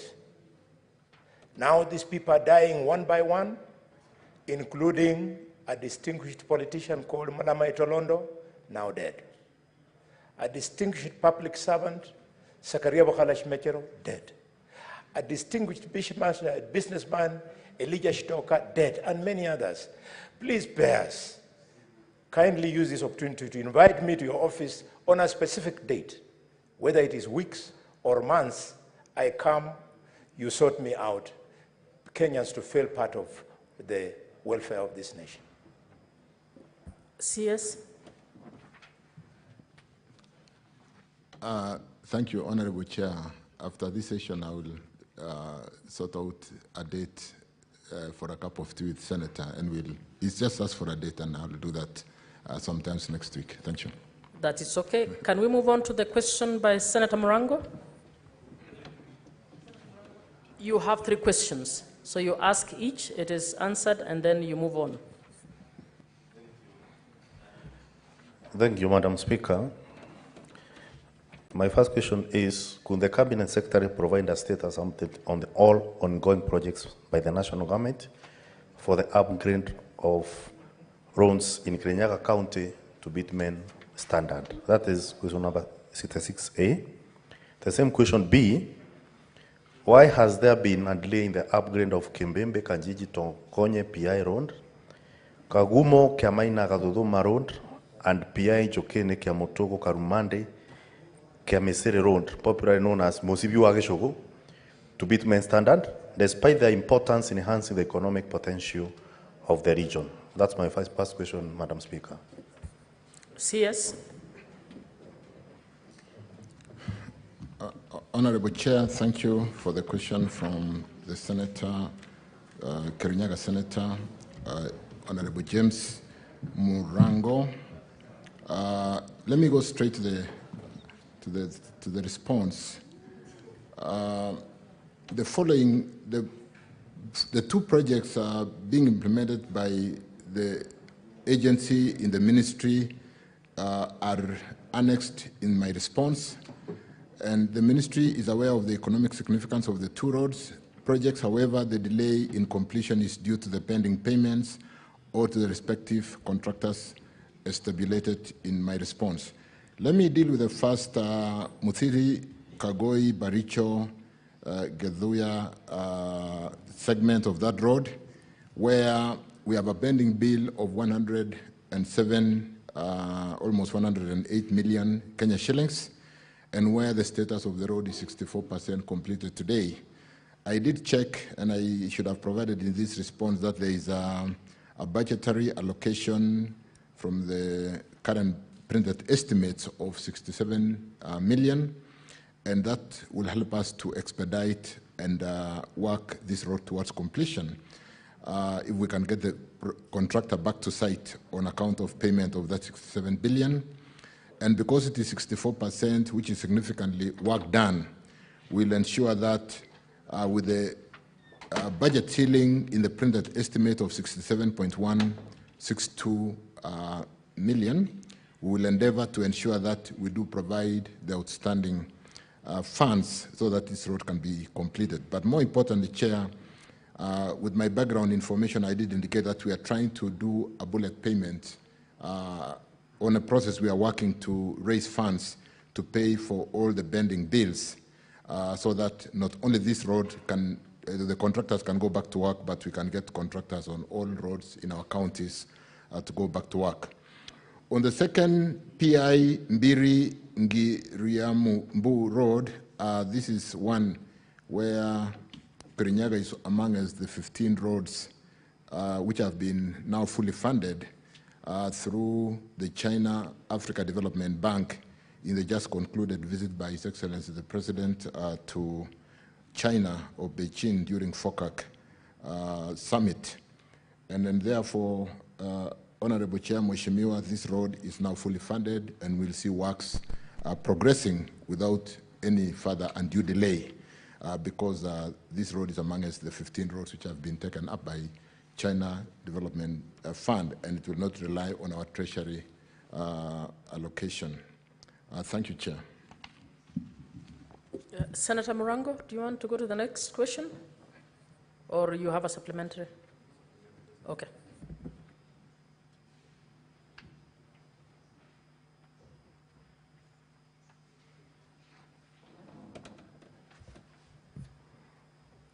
Asante sana Mr. Speaker.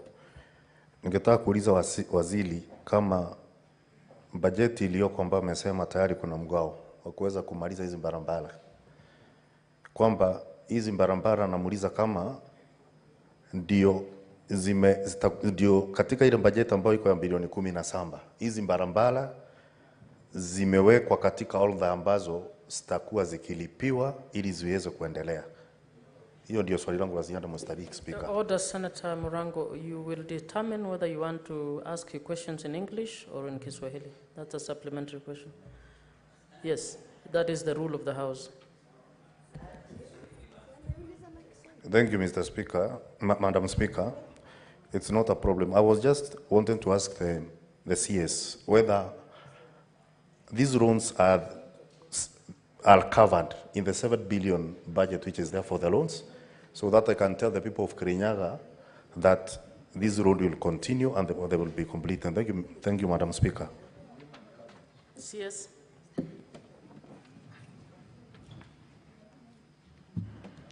Honorable Chair, I did indicate that on the Muthiti-Kagio-Baricho Road, there is a budget ceiling in the printed estimate of 67.162,149 in the printed estimate, and therefore we can seek to get the contractor back to work on account of that pending bill of 107. But I did say, Chair, because the road is 64% done, it's in the significant stage of finishing, and therefore we'll work very closely with the contractor and the ministry. I've got my PS and the CEOs, the DGs for the various agencies to ensure that some of these roads that are already 50% and above are given priority. On the second one, Piambiri Road, I did say it is fully funded, and therefore the contractor will go to site on that road. I know it's 11% completed, but there is full funding on that road now, having been taken by China Development Bank with a full funding of about 2 billion. Do I have the specific number somewhere? So that road is fully funded, and therefore the contractor's stakeholder will go back to site, and the road will not stop until completed because funds are fully provided for through that facility. Thank you. Senator Morango, you want to go to the next question? Yes, Madam Speaker. My next and final question is, are there plans by the government to upgrade Wanguru airstrip in Mwea constituency, Kirinyaga County, for use by, among others, horticulture and miraa farmers to transport their produce? And if so, could the Cabinet Secretary state whether an allocation for the purpose has been made in the 2024-2025 financial year budget? B, could the Cabinet Secretary outline the policy measures implemented by the government to develop air transport in the country, and particularly in Kirinyaga County? And C, what steps has the minister taken to construct airstrips in the counties where there are none?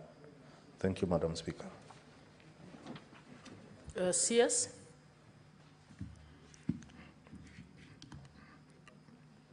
Honorable Chair, Wanguru Thiba airstrip is a code C aerodrome capable of handling aircrafts with passenger capacity of 13 and has 2 runways.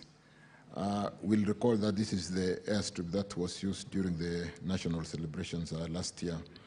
2 runways, 12/30 and 07/25, measuring 790 by 18 meters and 670 by 18 meters, respectively. The airstrip, Honorable Chair, Honorable Members, has an area of approximately 21.4 acres and is registered as parcel number Mwea Tebere B/139. Honorable Members, albeit that this facility is not within the management of Kenya Airports Authority, its upgrade to accommodate commercial flight has been planned in 3 phases, as highlighted in my response. With the first phase, Senator Gerard K, please. Let's. With the first phase having been completed by the authority at a cost of 49.9 million, it commenced on 27th September 2021 and was completed on 16 December 2021. The works involved site clearance, topsoil stripping, earthworks involving runway excavation, drainage works, and all the works including cutting of tall trees, relocation of overhead Kenya Power lines on the final approach of the runway, and preliminary items for mobilization. That phase has been completed at a cost of 49.9 million. The second phase, which is proposed, and we'll pay attention to this, will involve cement stabilization on the gravel base layer using some of those high-capacity cements for the 2.5 N or provision and placement of 35mm asphalt concrete type 1 on the runway and all the associated work, including drainage work, construction of line drainage using invert block drainage with side slabs or stone pitching on the sides. And the phase 3, Honorable Chair, members, which is again proposed, will involve acquisition of additional 9.5 acres of land for the construction of the apron, taxiway, car park, terminal building, and offices. It will also involve the construction of apron taxiway and construction of passenger terminal building and offices, car parks, associated wastewater reticulation. The upgrading and rehabilitation works of this facility. Order Senator Cherarki and Professor Ugenda. Please have some respect for the speakers. The upgrading and rehabilitation works, Chair, of this facility will really also be dependent on the allocation of funds, but because we've already started the works, we'll pay attention as a ministry, give priority to make sure that when the limited resources are being shared out, we do allocation to make sure we complete that work. On the next question on air transport is a vital component of our national infrastructure, significantly contributing to economic development, tourism, and regional connectivity. As Kirinyaga County, just like other counties, seek to enhance its economic prospects and improve accessibility, understanding, and the government's strategic plans and policies for air transport development is essential. The ministry, through its implementing agency, Kenya Airports Authority, is currently developing a policy on development, rehabilitation, and maintenance of airstrips that will provide a framework for preventive maintenance, corrective maintenance, and reconstruction works, including allocation of financial and human resource and technological applications in maintenance and repair activities. In addition, Honorable Chair, it will also guide the respective coordination roles and responsibilities of the appropriate functional areas. On the issue of what the steps the ministry is taking to construct airstrips in all the counties, Honorable Chair, the Ministry of Roads and Transport, and more specifically the State Department of Transport, has undertaken several initiatives to construct and upgrade airstrips in various counties. This is part of a broader effort to enhance connectivity, like I mentioned earlier, promote economic growth, and improve access to emergency services. One of the key steps include the allocation of substantial funds for airstrip development. For instance, the ministry is investing some 785 million shillings to upgrade 7 specific airstrips, namely Migori airstrip in Migori, Lanet airstrip in Nakuru, Kitale airstrip in Trans Nzoia, Angama airstrip in Narok County, Isiolo airstrip in Isiolo County, Kambunde airstrip in Homa Bay, Malindi airstrip in Kilifi. These upgrades are aimed at enabling these aerodromes to accommodate larger aircrafts, thereby boosting domestic air travel and tourism, honorable members. Furthermore, the ministry has launched an initiative to construct new airstrips in counties that currently lack such infrastructure. This includes the construction and upgrading of 12 additional airstrips nationwide, with notable projects like the Karenga airstrip in Kericho County and the recently reconstructed Matulo airstrip in Bungoma County, which recently saw successful test landing. The ministry is also, honorable members, in the process of establishing an airstrip fund dedicated to the development and maintenance of airstrips across the country. This fund aims to ensure continuous improvement and sustainability of these airstrips to support local air travel and cargo handling capabilities. These efforts, honorable members, reflect a comprehensive strategy to make air travel more accessible and efficient, supporting various sectors such as tourism, healthcare, commerce, and facilitating faster movement of people and goods across the country. Thank you, Honorable Speaker. Thank you. Senator Mrango, do you have a supplementary question on that? This is my final question, Madam Speaker. And I'll ask the CS what he is doing to make sure that the Olende constructed loans, which are less than 3 years, they are well maintained. Because some loans like Road 2, Kemande, Kandieri, Kangaita Road is already dilapidated less than 5 years after constructing it. Thank you, Madam Speaker.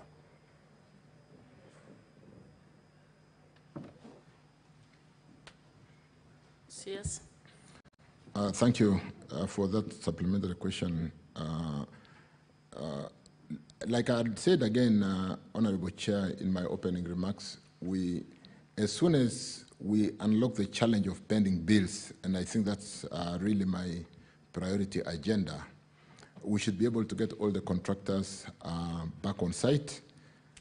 More importantly, the 7 shillings under the Act really should go more into maintenance. Like I said, there are so many orphan roads across the country today, and it falls upon all of us to ask ourselves, how do we protect the 4 trillion investment that I talked about? Because a stitch in time saves 9. And therefore, let me specifically look at the particular road that has been mentioned by Senator and confirm the kind of scope of maintenance budgetary allocation, but more importantly, look at the bigger picture of ensuring that we do not have any orphan road that does not have allocation for maintenance. Thank you, Honorable Chair. Thank you. Honorable Senators, pursuant to Standing Order 34, I wish to direct that the session be extended by 15 minutes to accommodate the questions. Thank you. We now move on to Senator Tobiko. Your questions, please.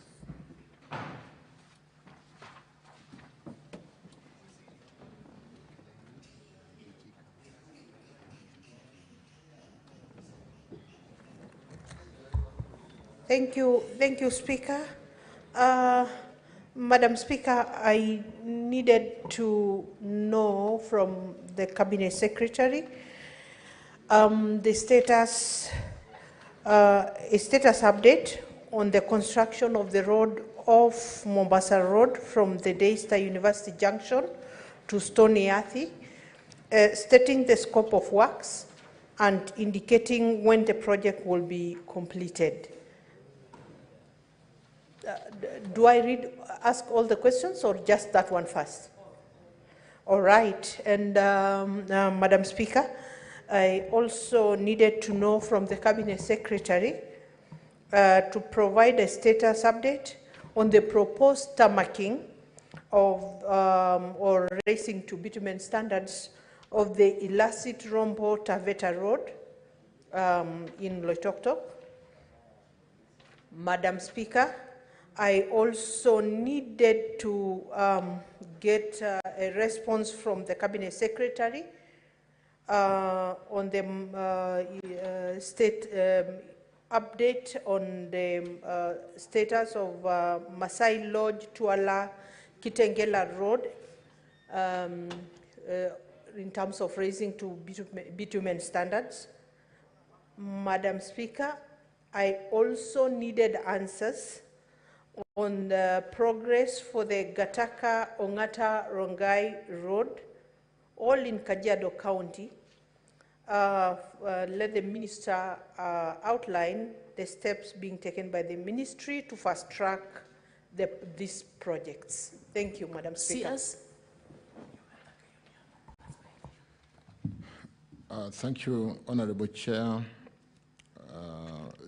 Honorable Senator Peris Tobiko, I wish to begin by saying that the project title is the upgrading to bitumen standard of road within East African Portland Housing Scheme in Machakos County.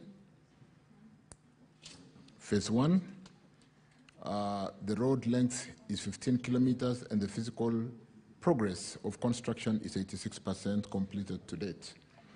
The detailed scope of the works, if you allow me, Chair, included the site clearance for the whole of the road reserve, earthworks to formation level, construction of 300 to 400 millimeter improved subgrade base, construction of 150 millimeter neat subbase on the carriageway, construction of a 150 millimeter cement improved base on the carriageway, provision of 50 millimeter thick asphatic concrete type 1 as wearing course and the 35 millimeter on shoulder where necessary.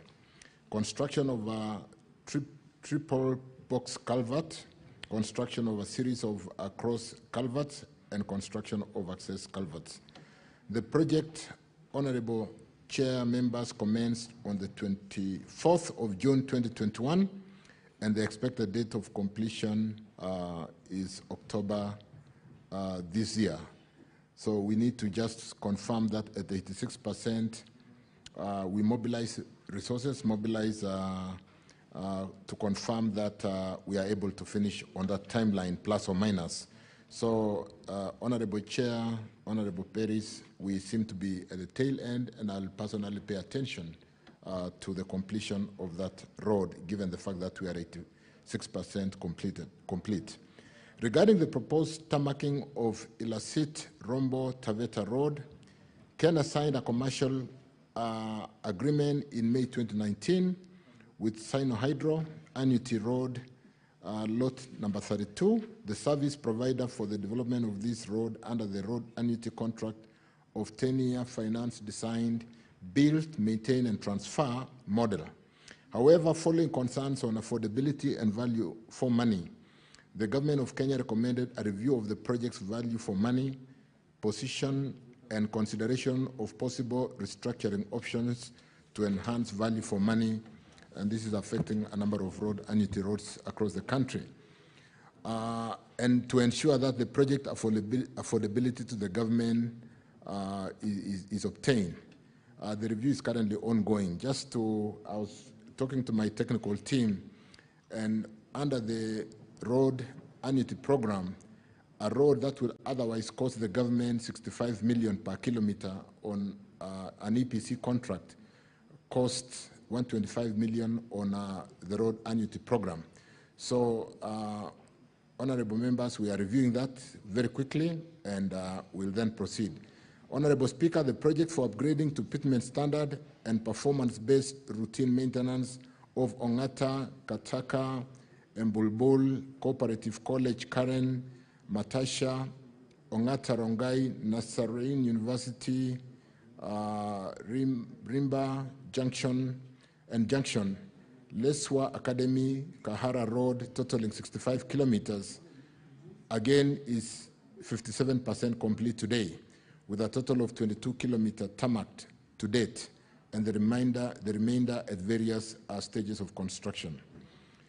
The project has faced challenges, honorable members, in completion due to the several fiscal distress following the accumulation of significant amount of pending payments owed to the contractor MS China Civil Engineering Construction Corporation, which is currently owed 135 million Kenya shillings. The ministry has forwarded the cumulative pending payments to the National Treasury for funding consideration and has requested Parliament to consider substantially increase the annual allocation to roads to facilitate the comprehensive settlement of pending bills resulting from ongoing stall road projects. But, honorable members, from my initial statement, you'll recall that I did indicate that I'm paying attention and significant attention to the pending bills so that we do not only unlock this road, but all the pending bills which has caused contractors to suspend works across the country, upon which we should be able to see rejuvenation or contractors back to work to ensure that all our roads are being worked on as it were. In the meantime, the contractor is under instructions to maintain the road ahead of the main works as a situation to ensure that the road is motorable. And Honorable Chair, members, I will pay more attention to this, and I can also do a cup of tea with Paris to really look at the more details on what we need to do to ensure that even as we work on budgetary availability, the road is motorable accordingly. Thank you. Senator Tobiko, I believe your supplementary could happen during the tea. Do you have a supplementary question? Tea, you have tea. Madam Speaker, you know, the people of Kajiado would not have known what transpired during the tea session. So it's good for me to go on record as far as the supplementary is concerned. And Madam Speaker, I'll then be making also a general comment about the response by the CS. Madam Speaker, let me say first, I am shocked and dismayed about the illicit Rombo Taveta Road, Madam Speaker, in Loitoktok. Madam Speaker, and Hansard will bear me witness that his immediate predecessor, who was here, had promised this House that this road is starting in March, Madam Speaker, and we can go back to records. Madam Speaker, government seems to be then changing goalposts in terms of the issue now that he's talking about the review. Madam Speaker, on the ground, it is particularly sensitive about this, issues about this road are particularly sensitive because a rogue public servant has gone on record publicly to say this road will never be done as long as the current member of parliament for Kajiado South, Honorable Parashina, is the MP. Madam Speaker, these utterances were made by the State House Controller, and so it seems like, honestly, the government is changing goalposts. So, Madam Speaker, this is very sad. Point of order. Senator You Tobiko. will allow me to put my point across, Madam Speaker. Gloria, what's your point of order?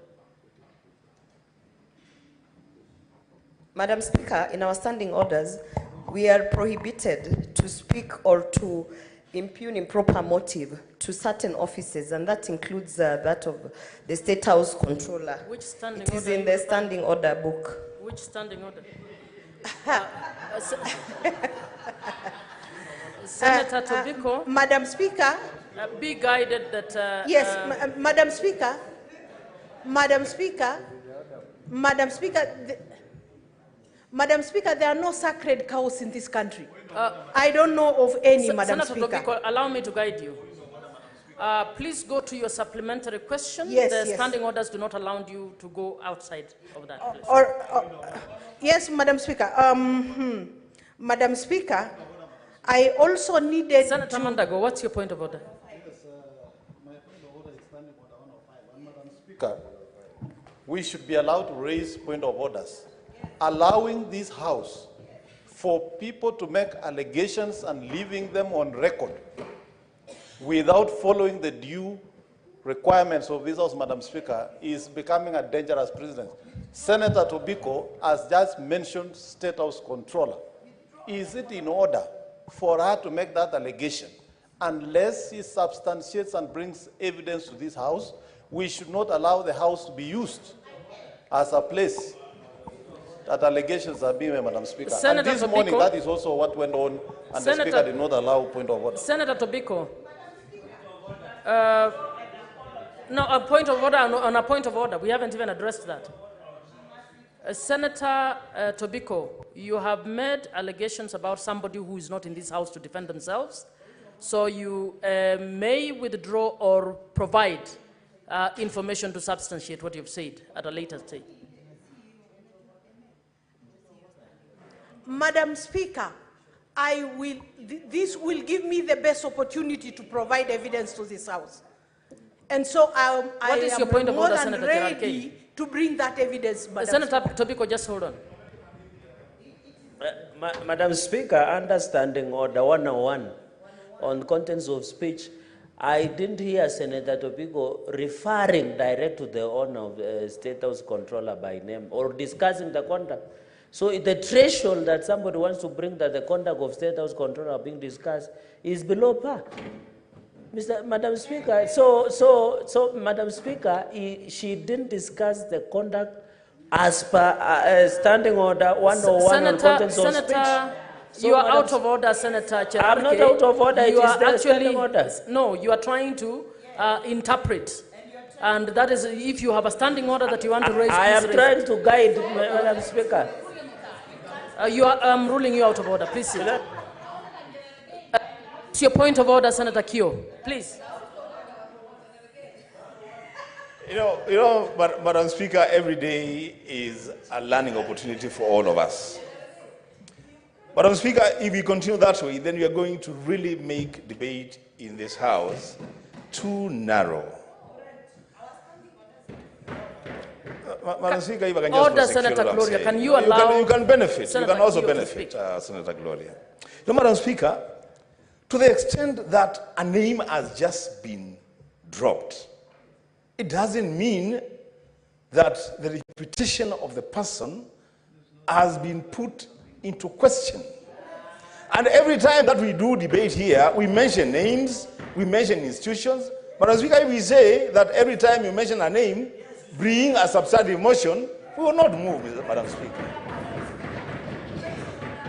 And you know, Madam Speaker, before Senator Gloria raises on our point of order, Madam Speaker, this matter, I think, is settled by yourself when you say, when Senator Tobiko said that, in fact, by those senators requiring a substantive motion to be brought here, it actually gives an opportunity to Senator Tobiko to bring a case against the State House Controller. Madam Speaker, let us facilitate debate. Senator Kyo, please raise the...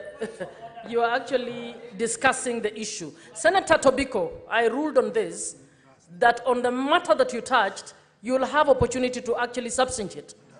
And you can actually substantiate. So it is not an issue of whether debate has been stopped.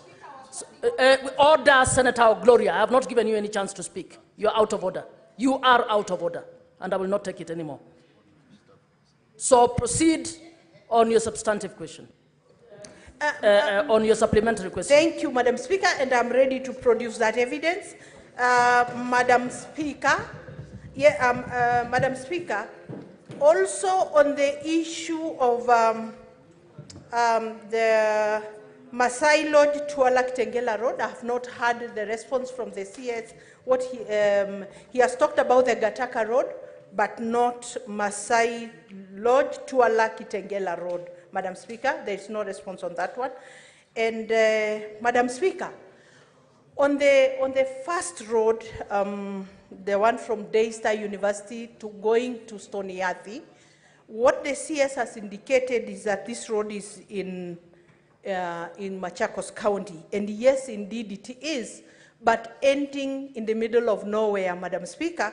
And so my hope was that we will be told where this road was extending to, where it was to end, the targeted population, facilities and centers, Madam Speaker, in the hope that, Madam Speaker, because it's at the border, that finally we will have one road crossing Mombasa Road to Kajiado County, Madam Speaker. Madam Speaker, that is what I expected to hear, but we've not been told where this road, where exactly it was going to end, Madam Speaker, and whether it will also serve the people of Kajiado County. Thank you, Madam Speaker. Senator Tobiko, you will provide your evidence by end of day tomorrow. The CS, you may now respond.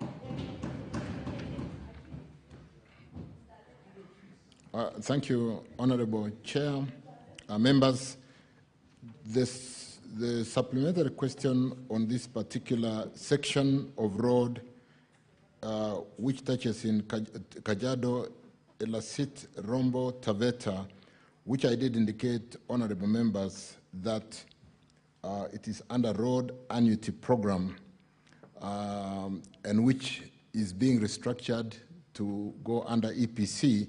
I did also give the numbers, Honorable Members, that to build a rural road on EPC cost us an average of 65 million against the finance, design, build, maintain, and transfer annuity program, which cost the government 125 million.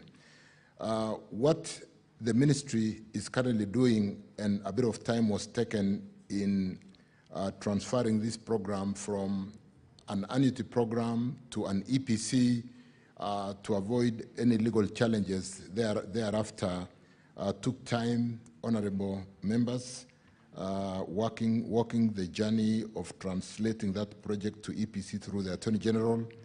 And I want to confirm that with a project, like I said, 86% complete and being only 15 kilometers, Honorable Members, I will pay attention and ensure that we do accelerate and finish not just this project, which is 86%, but most of those projects which are near completion, so that we do not have pending works all over the country, and yet the projects are at the tail end of completion. So, Honorable Chair, allow me to prosecute this over that cup of tea with Paris and ensure that we finish this road. The movement of the road from road annuity program to EPC and complete the 15-kilometer road, remaining 14%. And I will want to confirm, on record, that I'll pay attention to this. As regarding this other road, which we seem to have, seems to have skipped our attention, the Masai Lodge, Tuala, Kitengela, because I don't have a well-thought-out response and it skipped our attention, allow me, Chair, to resubmit the response on the status of the Masai Lodge, Tuala, Kitengela Road in Kajiado County. Thank you, Chair. That is okay. Now we move on to Senator Professor Ojenda, please.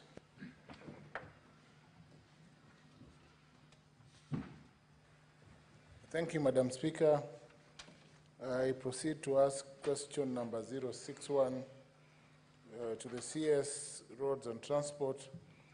Part A, is the ministry currently undertaking real-time mapping of all roads, bridges, and other transport infrastructure affected by the April-May 2024 unprecedented rains and floods? And if so, could the CS provide a list of all affected transport infrastructure across the country? B, what flood mitigation measures are required to bring each affected infrastructure to a state where it can withstand the rains and floods currently being witnessed in the country, and what are the budgetary implications of such improvements?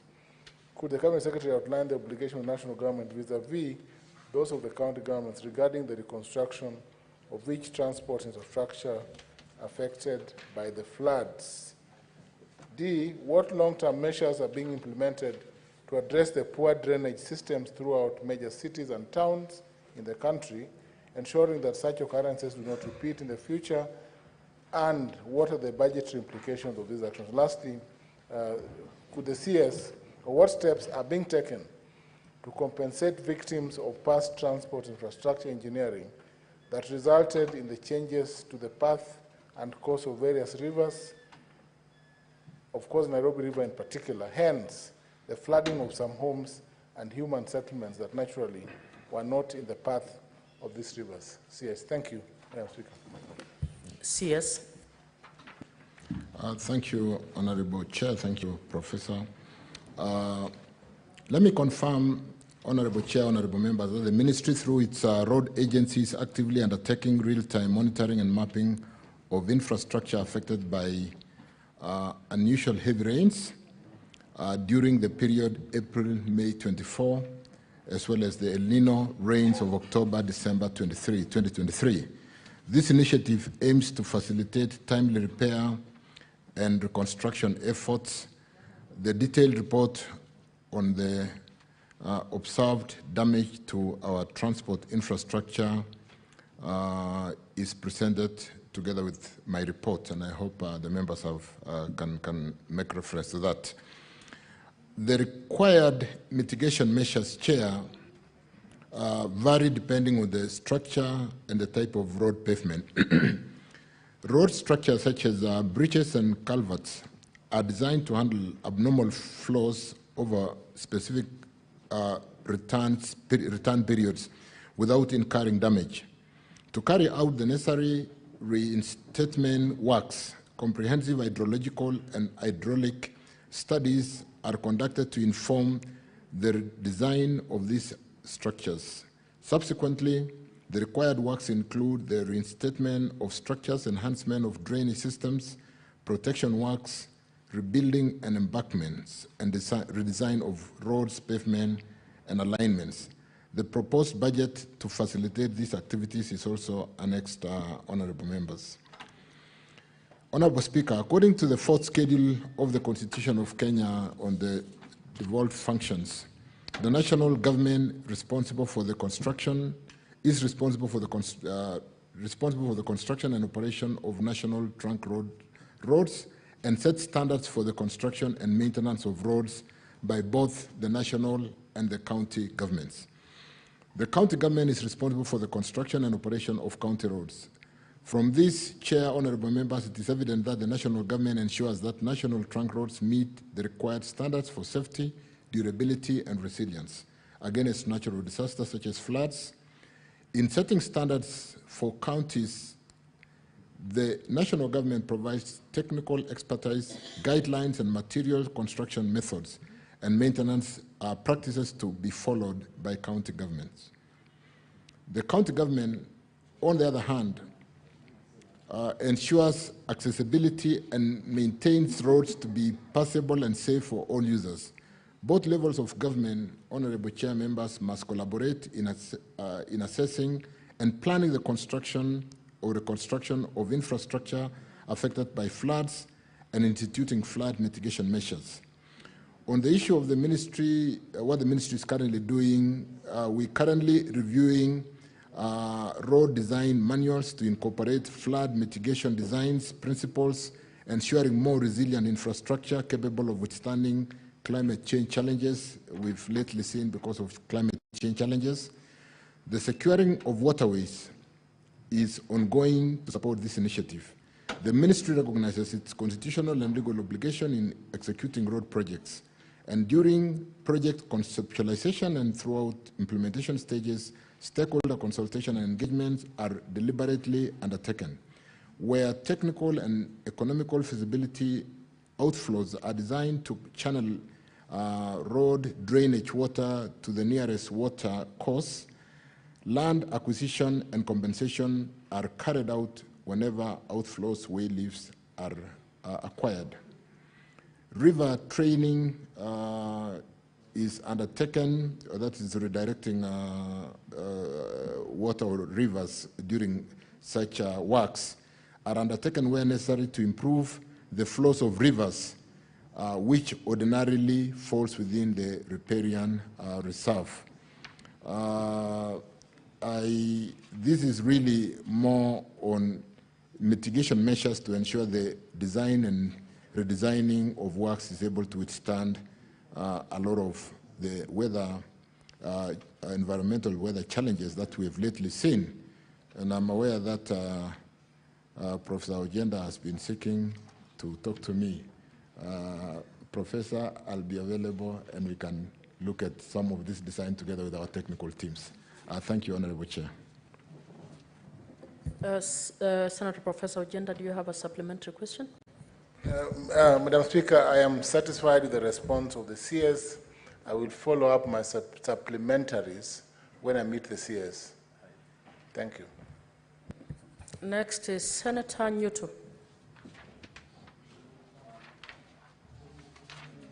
Thank you.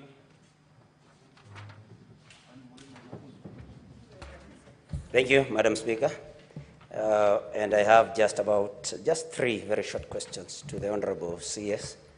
And one, why are there no proper markings and signage on the Keno-Sagana-Marwa Road near social amenities such as schools?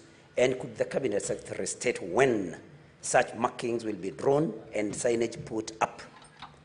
Number B, Madam Speaker, could the Cabinet Secretary state when the footbridge at Kenol Town will be completed and clarify whether there are plans to construct a footbridge near Kimorori Primary School to serve the 1,700 pupils and teachers of the school who currently have to walk for approximately 1 kilometer to cross the road.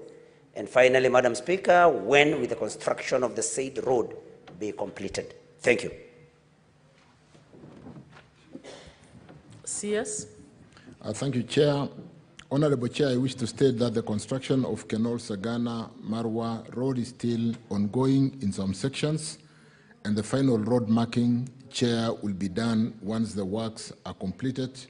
Currently, there are temporary markings on the final layer where the traffic has been allowed to use, but as soon as we sign off with the contractor, we should be able to quickly finalize the marking. This is a safety issue, and therefore we'll pay attention to that.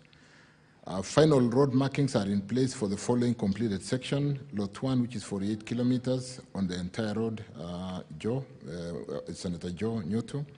Lot 2, which is 17 kilometers, section has been taken over, and therefore they are marking those areas. But I'll undertake with the technical team at the ministry to ensure that the safety issues are immediately addressed, because marking will support the safety concerns of the road users.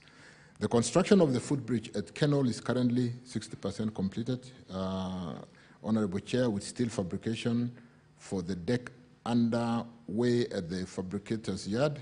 However, the footbridge near Kimorori Primary has faced delays due to pending land acquisition for the bridge landing. CS, I think the session now will end. Honorable Senators, it's now 1:15, and having extended this sitting by 15 minutes, the Senate stands adjourned until Wednesday, 18 September 2024 at 2:30 p.m. CS, this session is not over. There were a few more questions, and we didn't get members to ask, so we will be getting in touch to reschedule another session with you. Yes.